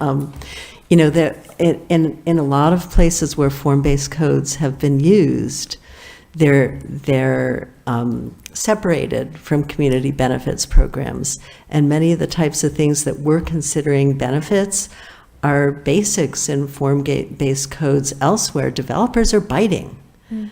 And so I think it's important not to be put off by the idea that a developer is going to respond to a flexible set of options that we're presenting, because in many communities, especially those in effect redeveloping industrial land, those things are a given. Developers on the West Coast know how to deal with them, and they are really not that put off by them. And I would add, especially in an area where land is relatively cheap, which is what Arcata remains at this point. Thanks, Judith. Others responding to any of these 3 questions, thinking about category 7, computer room, Wi-Fi, childcare on site, the point system, or how might our benefits be more attractive than the state's? Yeah, Matt. It's super quick. I remember what happened with category 7, which is Oh. we all felt like it was sort of a weird idea, and then we compromised to just making all the points very low. But if the city council wants to revisit that, I would support it. But I like the retail space. Well, it's funny. The only ones that I thought were good was the one with the highest points, which is the retail space one. And I feel like that could fit into a different category anyway. So, category 7. You were going to respond? Just a real brief last comment, which is that there's a sentiment on the Planning Commission that if we could articulate to developers in part through the code, but also through our community benefits, the things that are most important to us, that developers may very well see that as an opportunity to build a building that would be more financially successful, knowing ahead of time that they're including the kind of amenities and impacts on our community that we're all hoping for. Cool. Kimberly, where you going? I just want to make sure there were no commissioners that were still going to weigh in before I say anything. Gotcha. Other commissioners going to chime in? Nope. Going once, okay. Yeah, and I guess I just want to also convey that we have local developers that want to build relationships with us. And so we can't just assume, I mean, they're going to be invested in the community. And also to the point of what Judith said is that so many of these things, we just need to be really clear. And some of these things are givens. Like, why are we giving them points for something that should be anyway? Like, we don't want to lower the bar. We want to make very clear what we're expecting. And, not give it all away. Yeah. So. Thank you. All right. So, any other responses from commissioners before we poll? I wanted to add one more thing. Yeah. I'm sorry. I also concur with, Scott said about the bus passes, the overall community benefit, just like bike storage. It may not benefit the whole community in that way directly, but indirectly, we're benefiting the community because we're lowering our carbon footprint and all of those other wonderful things that we all get to benefit from as a whole. So those things I think would be fine. Lovely. Thank you. I think employers should be giving their employees bus passes. Okay. This is a question which I guess can go to the council, the commission and staff. Is I don't really feel like we've finished talking about the point system in this community benefits program. And I'm wondering if the council would be willing to give the Planning Commission a chance to take a more deliberative bit of time on it. Yeah, I was going to add Send it. it I mean, back to you. it sounds like kind of, that, some of you are maybe even seeing this for the first, second, third time and saying, oh yeah, huh, when did we talk about that? And so, I think that taking what we talked about tonight and looking at these different categories of what, you hear us saying, to take that information that we've given you now and we can always come back and look at this point system if this is, something that you guys are interested in having as an agenda item to update, this recommendation and maybe look at some of these benefits. And as we're now putting it in quotes, category 7, it sounds very sinister. And so, I would be amenable to the Planning Commission, taking at least another session to look at these numbers and kind of bringing them back and saying, okay, we feel solid about this, and looking at some of these too. And maybe tonight's not the conversation to get into it, but because I was going to ask kind of more specifically, Judith, high level overview, but like, what do you see as some of these things, that we should incorporate into code that might not necessarily be a community benefit, but a given. And so if that's something that the commission as a whole decides they want to discuss a little bit more and maybe change some of these point values or remove some of the categories, that would be great. Yeah, I'm totally. Right over here, Oh, sorry, Peter. No, it's good. Go. All right. I have a question for the council. When do you think this gateway plan will be approved? I will defer to my community development director on the plausible timeline for that. But I mean, we got one more study session in October. We're definitely going to have a meeting, probably just the three of us, at least one, if not more. But again, I think hammering down the policy and then being able to do the EIR and concourse with that, but I'll defer to David. This is, you deferred to me, I will defer back to the council. I mean, it really is a council-driven process. There are some, timelines that we can discuss in more detail at a later time about, grant funding and that sort of thing. But right now, the schedule has us running through early next year. March or April is what I presented in our the last time we talked about a timeline update. And I still think that we are, relatively on track to meet that timeline, assuming that's the desire of the council. It is. For me. I just wanted to concur with Sarah that anything that the Planning Commission needs, I don't think that this is going to slow anything down, as pointed out, I think, by Meredith, that it can be simultaneously worked on. But I think it would behoove us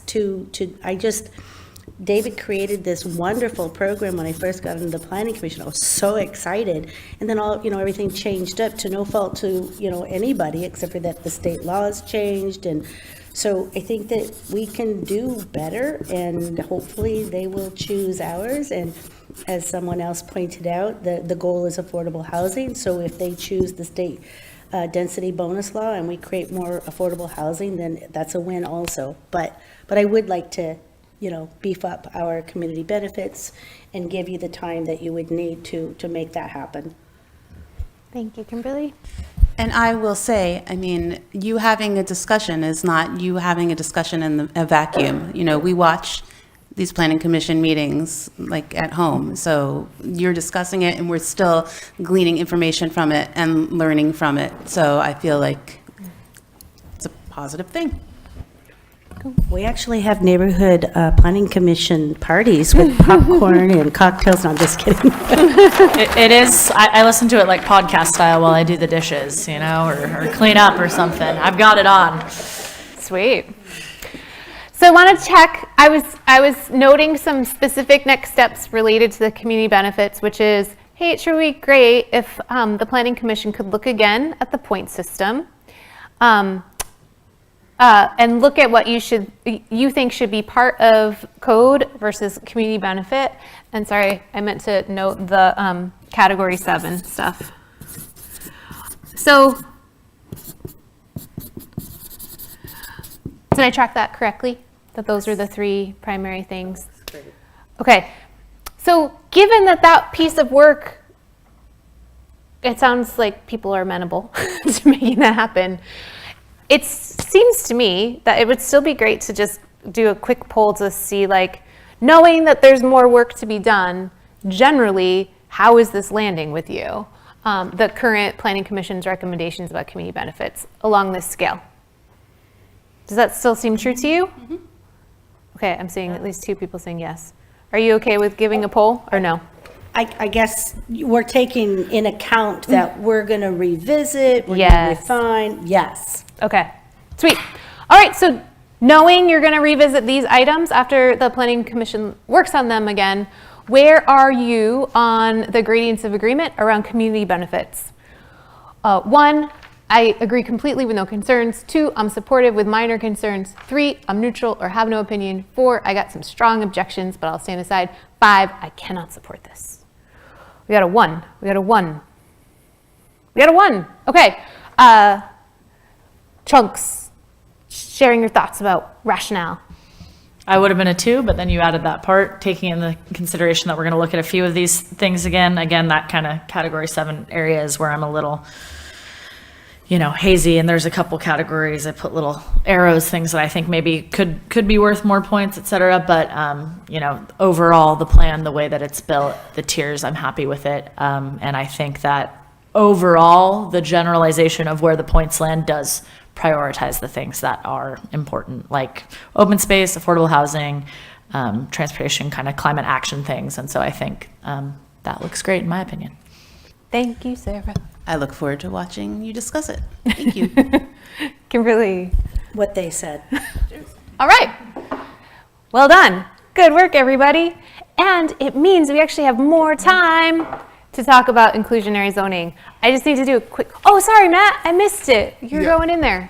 Sorry, I'm not you guys, but I just, you said you had made notes on like which ones you liked and which one you didn't. And I feel like to the extent that you can tell us that, it would be really helpful. Yeah. Because, the planning commission, I think, spent like 4 or 5 meetings on this. I didn't want to give the impression that like we hadn't done work on it. And when you have 7 people and everyone says like, all right, how much do you want parcel frontage dedication? And then you have to come up with a point number to align with 7 different opinions about a kind of abstract concept. It's not easy and it takes a long time. And so any sort of direction that city council could give us, I would appreciate. Go ahead, Peter. I just want to emphasize what Dan said earlier. As we use this plan with developers, we will learn so much. We're speculating now, and we will. The hard facts will become very obvious. No, I totally agree with that. And for me, I think we covered it. It's mostly the category 7 items and a couple of those maybe being able to move into different areas. So I'm happy to give you my notes or send an email to some of you guys or to the chair. So good. All right. So the third item that we wanted to cover tonight was around inclusionary zoning. So reset, shift gears. And here's just an opportunity for any planning commission members who want to share rationale, share thinking that could be helpful to the council members to understand how you arrived at this recommendation. Yeah, Matt. So new housing is expensive, just sort of by the very nature of it being new. I've been saying to people it's like a new car. Right? If you buy the 2024 model that just came out, it's going to be more expensive than the 20-year-old one that's been driving around for a longer time.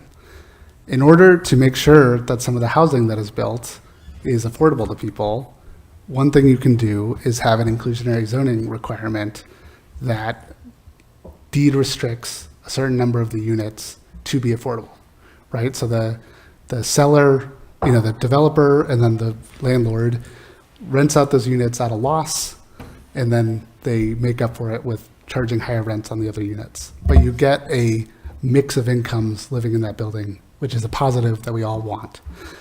And so that desire bumps into a state law that allows developers to add density in exchange for the same thing, having deed restricted affordable units, for exactly the same reason, right? You're building this new housing. We don't want it to be only wealthy people living there, or people who can make market rate rents, which are not exclusively like billionaires who want to live in a single unit apartment. But it's the same thing. And so if you set our inclusionary zoning too high, you run into that state law. And so we had a couple of meetings talking about this, and we ended up at the number and the trigger of number of units that we did because we were trying to weigh those two things. And this is a difficult conversation, and I want to be very clear about that like this was a hard one for me personally, where of course I want as many units as possible to be affordable, but we also want the community benefits, and we also want the buildings to actually get built, right? Because we can set our inclusionary zoning at 30%, but 30% of 0 is 0. And so that's how we got to our recommendation, unless anyone disagrees with me. And happy to talk about it more. I saw Judith leaning forward. I gave her the look. I didn't even raise a hand.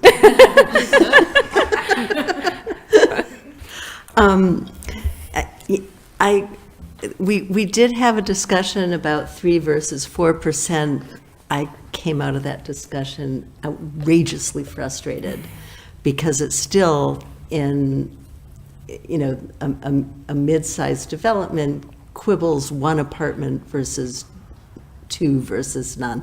That's not going to give us a whole lot of more affordable housing.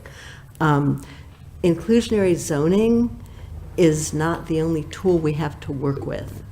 And I know that inclusionary zoning is what's on our agenda, but in terms of the tools that we need to be able to mobilize to actually get a lot of housing of the types that people who want to live in Arcata can afford, we may need to rely on those other tools more. And I know that we can throw around a 20% inclusionary zoning requirement like they have in some California communities, including several college towns, roughly equivalent to ours, which, you know, in some cases they've been very effective, in other cases they haven't. And what I would suggest is whatever inclusionary zoning requirements we build into our code, we join them together with other types of requirements, including this horrible kind of right-wing term that I've gotten queasy using, but the idea of sort of more naturally affordable housing types, which is if you need apartments for people who are single and don't necessarily need a whole lot of equipment, build single room occupancy apartments. Those are what privately owned dorms are. Okay, and we seem to find a need for them. If we need housing for families with 3 kids and we want it to be affordable, build that kind of housing, but require that large developers provide a mix of housing types so that we can have neighborhoods in development with people of mixed income levels, rather than, this is going to be a huge development of one-room studios, and that's going to be a development of 3-bedroom townhouses, and they're all going to be spatially separated. That's something that I think we can require in our code, that maybe has inclusionary zoning as a part of it, but it can't be the whole picture. And I get a little queasy when I think of us quibbling about 3 and 4%, or 3% versus 20%, when inclusionary zoning itself may not even be the most effective tool we can offer. So, I mean, I hope I'm not undercutting this discussion. You looked at me, so You made the move. I saw it. All right. Cool. I do want to just see if other commissioners have rationale you wanted to share about what's in the recommendation, but I'm also sensing what you were just offering, Judith, is like there's a recommendation about inclusionary zoning and there's other tools outside of that recommendation that could be employed in order to meet the interests of our community, which is what you described. I'll stop talking. Yeah, excuse me. It's a complicated issue. We did wrangle with it quite a bit, but just to reiterate that we set the inclusionary zoning recommendation where we did because we thought we set it just below the point at which the state density bonus would kick in, and just under the presumption that if we set it higher than that, developers would end up just using the state density bonus, and it would sort of negate any value in the inclusionary zoning program. So that was sort of numerically why we landed there. Thanks for that clarification. Any other commissioners? Dan, you got something? Hi. Cool. I just want to appreciate what the commissioners have said so far, and particularly how Matt put that, like 30% of nothing is nothing, that really we're just trying to find that sweet spot where projects are attractive and get built. so that we can move forward on this whole process. You know, there's no inclusionary housing if no projects get built, zero, or any other housing. So I feel like we spent a lot of time just trying to find where's that place that fits Arcata's needs and gets projects built and includes inclusionary housing. And, you know, we came up with a number. Thanks, Dan. Can we go to questions? All right. It's your turn to go first. What you got? My main question has to do, and it was prompted by doing some research on these various cities that have 20% inclusionary zoning, and how did that happen, and does it actually work there? But what I did come to is realizing that, because this is the way it is in Santa Cruz, is that 20% also includes moderate income for renters. And so, you know, looking at the way that we've laid out this, it includes moderate income for home ownership, but not necessarily for renters. And I know an important point for a lot of people in the community, and something that I've talked about a lot, is this idea of like, yes, we want affordable housing, by definition, affordable housing within that law framework, but we also want housing that is affordable for people to live in, that might not necessarily qualify for affordable housing. And so my question then is, how was that something that you guys considered at all? And how did you come to your, you know, decision around that moderate income level? Cool. And then, that's it. Are you sure? Another question? Well, it's not really a question. It's just kind of a response to what Judith said. And then also, I guess, a question that could come from it. But I mean, just looking at it goes all of the other things, because the mix of development types and how that is, you know, in the community benefits. But then is that something within the community benefits that should be, you know, included within our code? Or, you know, what are some of these other tools that you kind of alluded at that we could use to, you know, really incentivize this type of living that, isn't all like we see here. We get a lot of it, just like the Kramer project off Foster. It's all 1-bedroom apartments. That's all it is. And so, that's kind of the question / comment. Cool. Did you pull the question? I did. I'm going to double check that I got both of your questions right, though. So in other cities, there's 20% inclusionary zoning that also includes people with moderate incomes whom are renters. And so was this something you considered for, you know, people with moderate income? And then, did I get that one right? And then the second one was, what are some of the other tools we could be using to ensure, I'm sure this is not the technical term, but like mixed types of housing, so it's not all single occupancy, et cetera. Did I get your question right? Okay, cool. Other questions? I just want to say that Matt's car metaphor was a lot better than your coupon metaphor. Okay.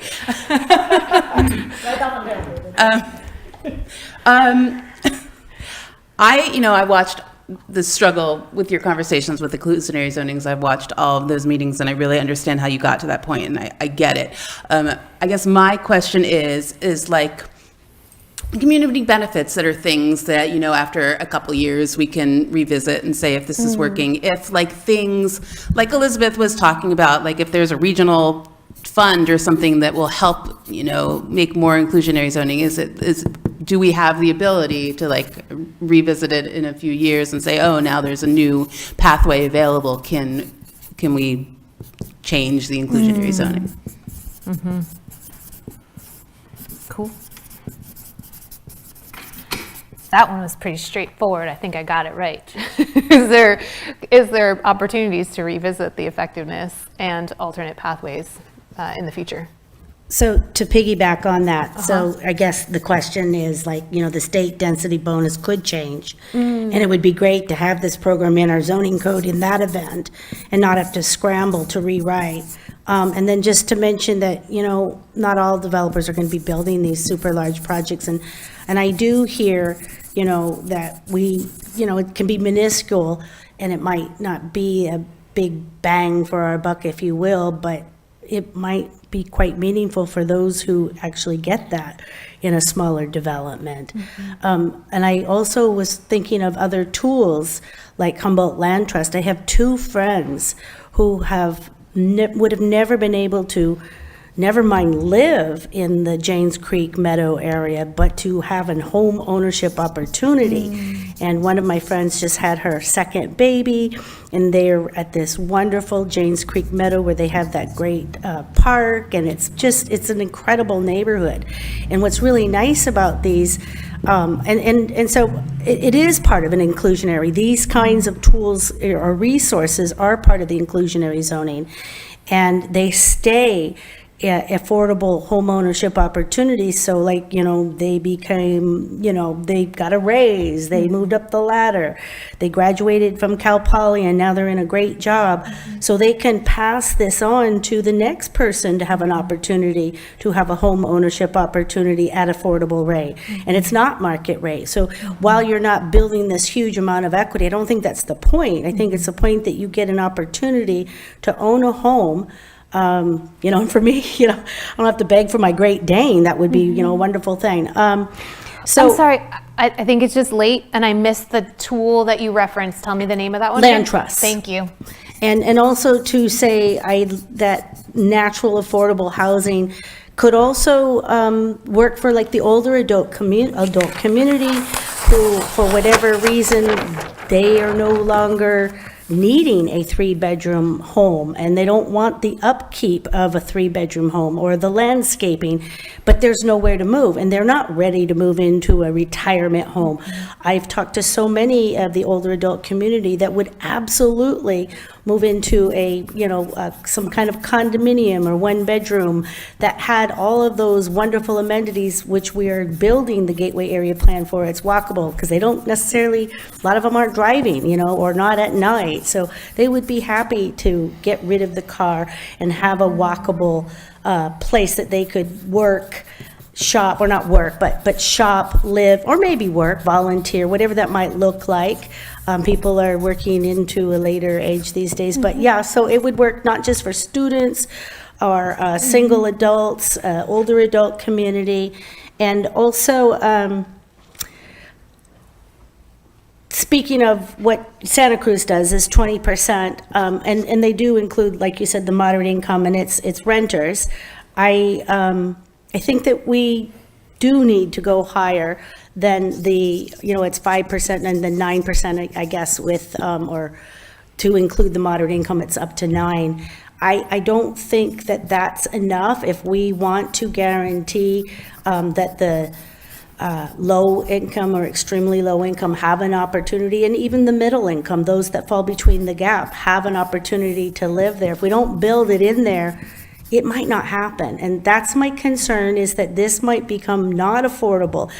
There are arguments out there that say just because you build more housing doesn't mean it's going to be affordable housing. But we could guarantee it by doing inclusionary zoning high enough to ensure that it is affordable housing for those who need that, extra. And I guess I'm getting tired, so I'm kind of babbling, so I'll stop now.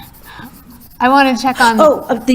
Also, just to remember that, it's not necessarily that the developer's going to foot the bill. This is sometimes, or quite often, shared by the jurisdiction. So we could be looking for grants and other land trust opportunities, or get really creative and come up with something new. So it's not, we don't expect them to finance all of it. And I think that was pointed out to me by a community member, that was one of the miscalculations.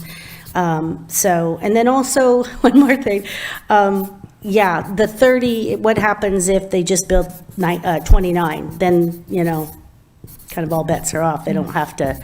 So I'm just thinking, although it's not going to give us a huge percentage of affordable housing, not everybody's going to, as I shared earlier, are going to be building large projects. So I'm thinking of lowering that threshold to maybe 12 to 15.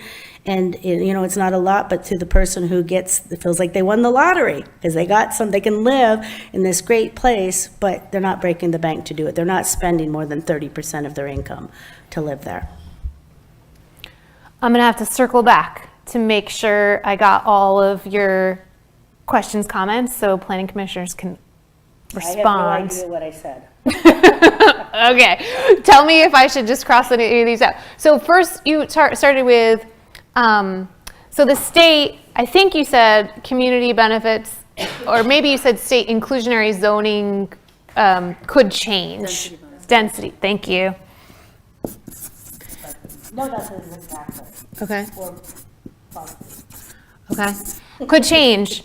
And so it's like, therefore, what's the question for us So then we're to gonna have consider? to scramble and rewrite it. So maybe just plan that it could change, and then we're already there. Cool. Should we just plan? Okay, that's okay. So should we plan for the state density bonuses are going to change? Did we consider other tools like land trust? I think I got that one. And then you talked about older adult community members. And so did the, do those planning commissioners, it was more of a statement, but maybe the planning commissioners also considered older adults and have some thoughts they want to share about that. This one I kind of missed. I guess I tagged that on to naturally affordable housing. Cool. Thank you. As Judith had brought up. Thank you. And then, should we go higher with, tell me, to ensure that, I think what you said was very low income would be guaranteed to have housing. Yes. Higher with, Well, if we're doing 9%, that includes moderate income, which I definitely feel like they fall between the cracks too. But at 9%, we're really not, it's exclusionary zoning, not inclusionary zoning, in my humble opinion. got it. So should we go higher than 9%? Did I get that right? I'd like to see Yeah. start at least a conversation at 20% and meet in between would be great. Okay, 20%. And then I think this one was around, this thinking around grants, land trusts, other opportunities for joint funding between public and private. Tools, yes. Yeah, tools. Okay, cool. All right, did I get them all? Yeah. Okay, cool. Planning commissioners. We've got like 15 more minutes. I know there's a lot of questions. Start on. I'd like to start off just by throwing this to David. Could you perhaps just give a brief review of the break between very low or low income? Those thresholds are different, because I think that speaks to some of the questions about who gets captured in the affordability question. In terms of the percent of area median income, Yeah, exactly. so very low income is 50% or less area median income, and it scales by household size. And low income is 80% area median income, again, scaled by household size. Moderate income is 120% area median income. I do want to, reflect on the relationship between this conversation and the one you just had on community benefits, just briefly, and I'll elaborate on that if you want to, but I think you know where I'm going.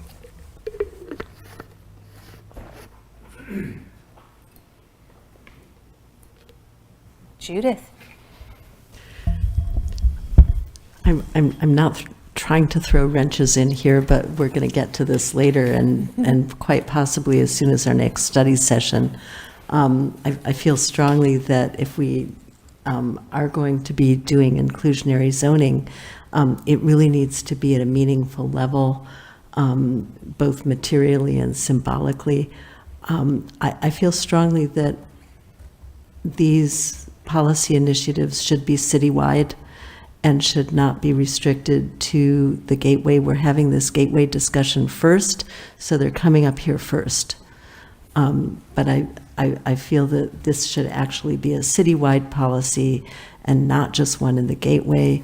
There's still plenty of room in the community benefits program to provide higher points than we've seen so far. For example, 100% inclusionary projects, which presumably would be subsidized, and our city staff would do their magic and dig up money out of thin air. But I feel that to have this discussion with regard to the gateway alone is actually doing kind of a disservice to this policy area.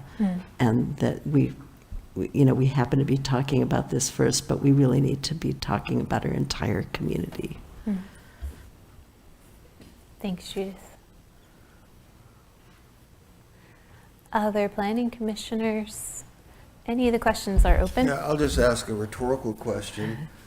If the city sets its inclusionary zoning requirement at a level at or above this, where the state density bonus law gets triggered, why wouldn't a developer just use the state density law?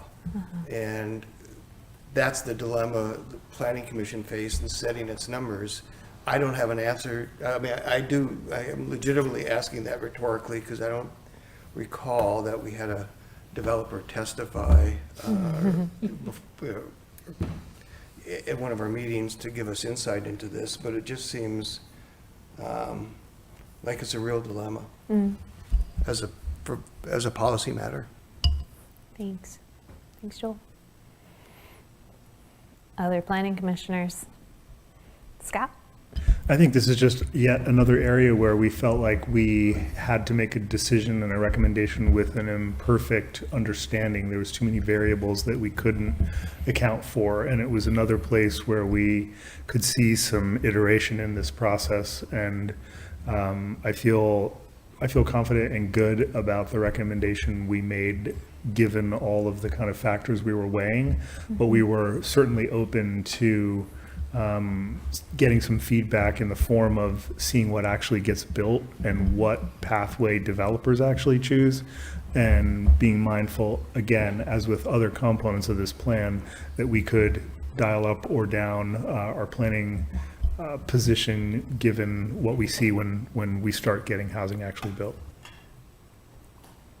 David? Can I just throw in an observation too, that I think Mayor Schaefer's observation, and I heard it echoed by a couple of the other council members, of adding in a component of inclusionary zoning that takes into account middle income folks, the moderate income, is a potential area where there's sort of clear sky between density bonus and the inclusionary zoning requirements. I need to do a little bit more research on, how to structure that before making a recommendation. I think that's something the Planning Commission can take up, outside of this venue to come back with another recommendation. But if you bump the low and very low income categories up, or the moderate income household category up, homeownership category, so that it intersects with state density bonus, then it negates the community benefits program. We talked about this last time, and I just want to re-emphasize that absolutely will happen. There's still some long-term benefit in having an inclusionary zoning program, because the state density bonus only requires affordability for a period of 55 years, and so inclusionary zoning is effectively in perpetuity. But that's a long-term investment. I think we're looking at more short-term impacts.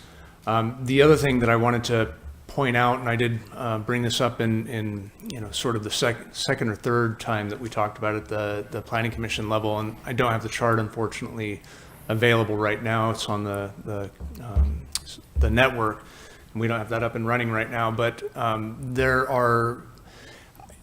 I think a psychological impact of saying, hey, let's set our inclusionary zoning higher, but the difference between the inclusionary zoning at the lower levels and at the state density bonus levels don't even have an impact on projects up to and above 80%, or I'm sorry, 80 units, and we can take a look at that with the Planning Commission. So it's just, we need to look at how we structure those if making changes, and reflecting on how it's going to impact the rest of the Gateway Area Plan, what we're trying to do.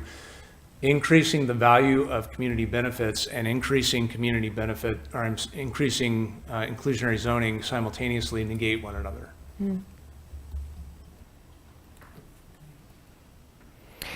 David, I think you were saying to one of your earlier points that you wanted to revisit something or bring something forward to the Planning Commission. Could you Yeah, I think say if what we it is take again? another look at, if you want to increase inclusionary zoning, to do that at the moderate income level, that Thanks. really is a need in our community for workforce housing.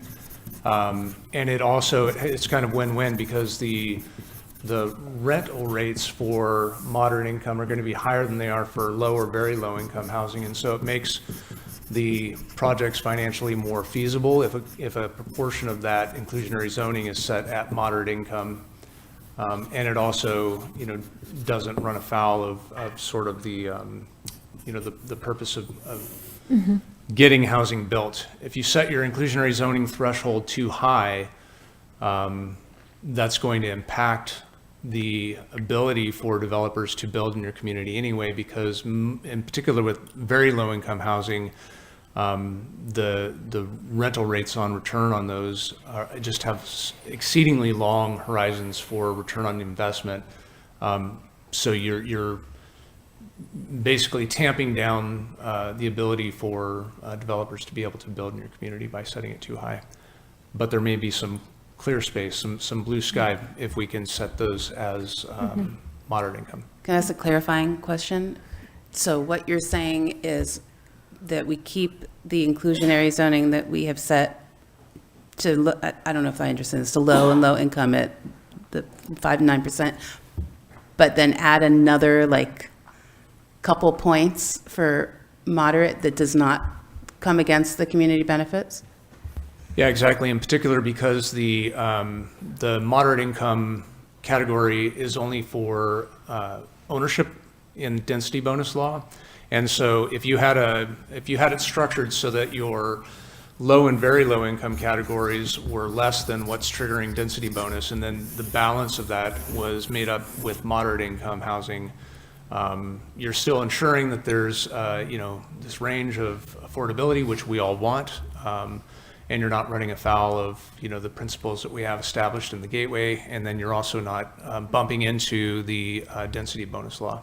And I like that. That's workforce housing. That's nurses. I don't want to promise too much. No, I want to make sure that but it's tantalizing. we need to analyze it. Yeah. All right. Thank you for reiterating. Okay, there were still other questions that were raised. We've got 5 or so minutes to pick up any one of these. In particular, does anybody want to speak to these other tools that you were asked about? Could we ask you, David? That's your area of expertise. Yeah, just real quick. I mean, the city of Arcata has always been very successful at producing affordable housing. We work with a number of developers on a routine basis, and we also have a number of property owners who we've worked with on occasion. And so, our grants program is very robust. We're successful at getting grants. We've developed over 700 units of affordable housing in partnership with various partners over the last 30, 40 years. So I think those resources are out there. Some are going to be more effective than others, and we're going to have to continue to pivot over time depending on what resources are available. This question, I think, was going back to maybe, Judith, what you were offering, which was what are some of the other tools we could use to ensure that mixed types of housings are together, which you may or may not want to respond to. Maybe somebody else does. I guess I'm kind of thinking that we could actually include as a policy and translate it into code that larger projects need to have a mixture of housing types and affordability. In a smaller project, you need to, that's where an inclusionary zoning kick might provide a couple of units. But in a larger project, I think that we can actually kind of make that our bottom line. And then, of course, for a really large project that's going to be building, the equivalent of, private dorms or single room occupancies or studios, those units will be relatively affordable to start with. And they may go at market rate, make a profit for the developer, and still be affordable. And new. And there are a number of different tenure opportunities that we haven't even gotten into that can increase affordability.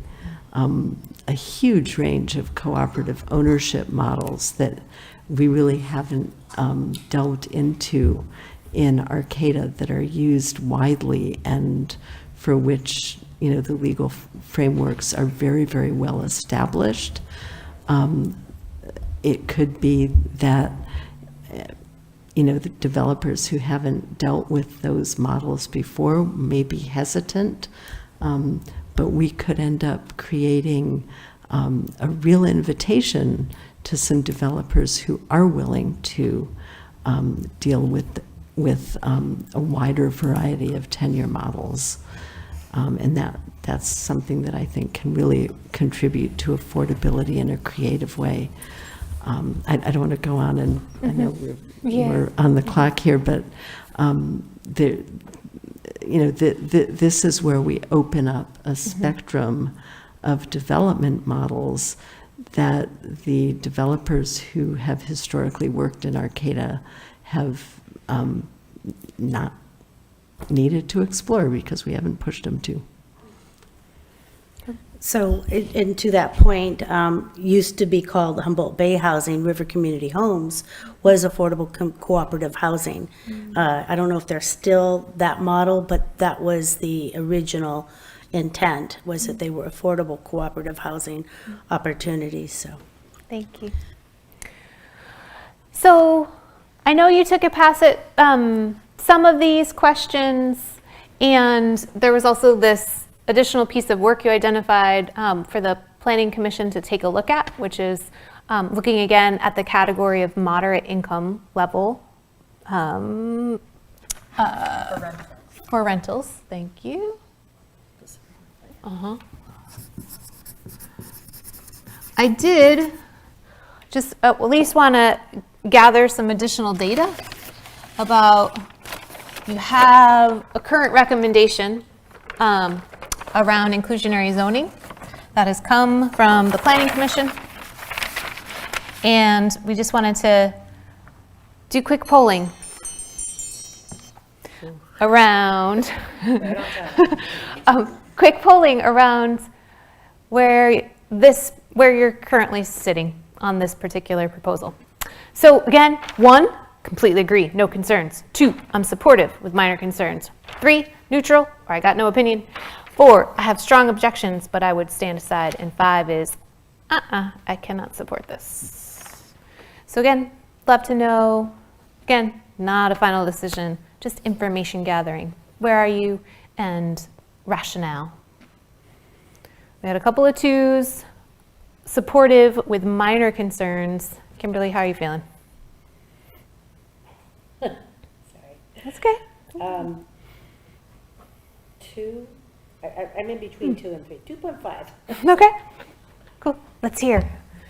Yeah, and I'll just add, and just thank you, David, for wanting to take up my mantle on looking at, expanding that category to renters, because I feel like, at least because I am that's who I hear from a lot too, these median income renters who are having a hard time finding housing and, being included in that housing market. They don't quite qualify for other, housing assistance, yet don't really make enough to sustain a living here in Humboldt County, especially within Arcata. And so I think taking just another look at that group, but besides that one little piece, I totally understand where you guys have fallen on this and how it interacts with the density bonus law and why we kind of need to sit at this level that you guys have put it at. So thank you guys for that recommendation. Cool. Meredith, also Yes. a 2? Exactly that. I've been watching you make this decision and struggle with it. It makes complete sense. That would be a tantalizing thing to look at. I know that there's no promises, but it's worth exploring. But yeah, thanks for the recommendation. Cool. Kimberly.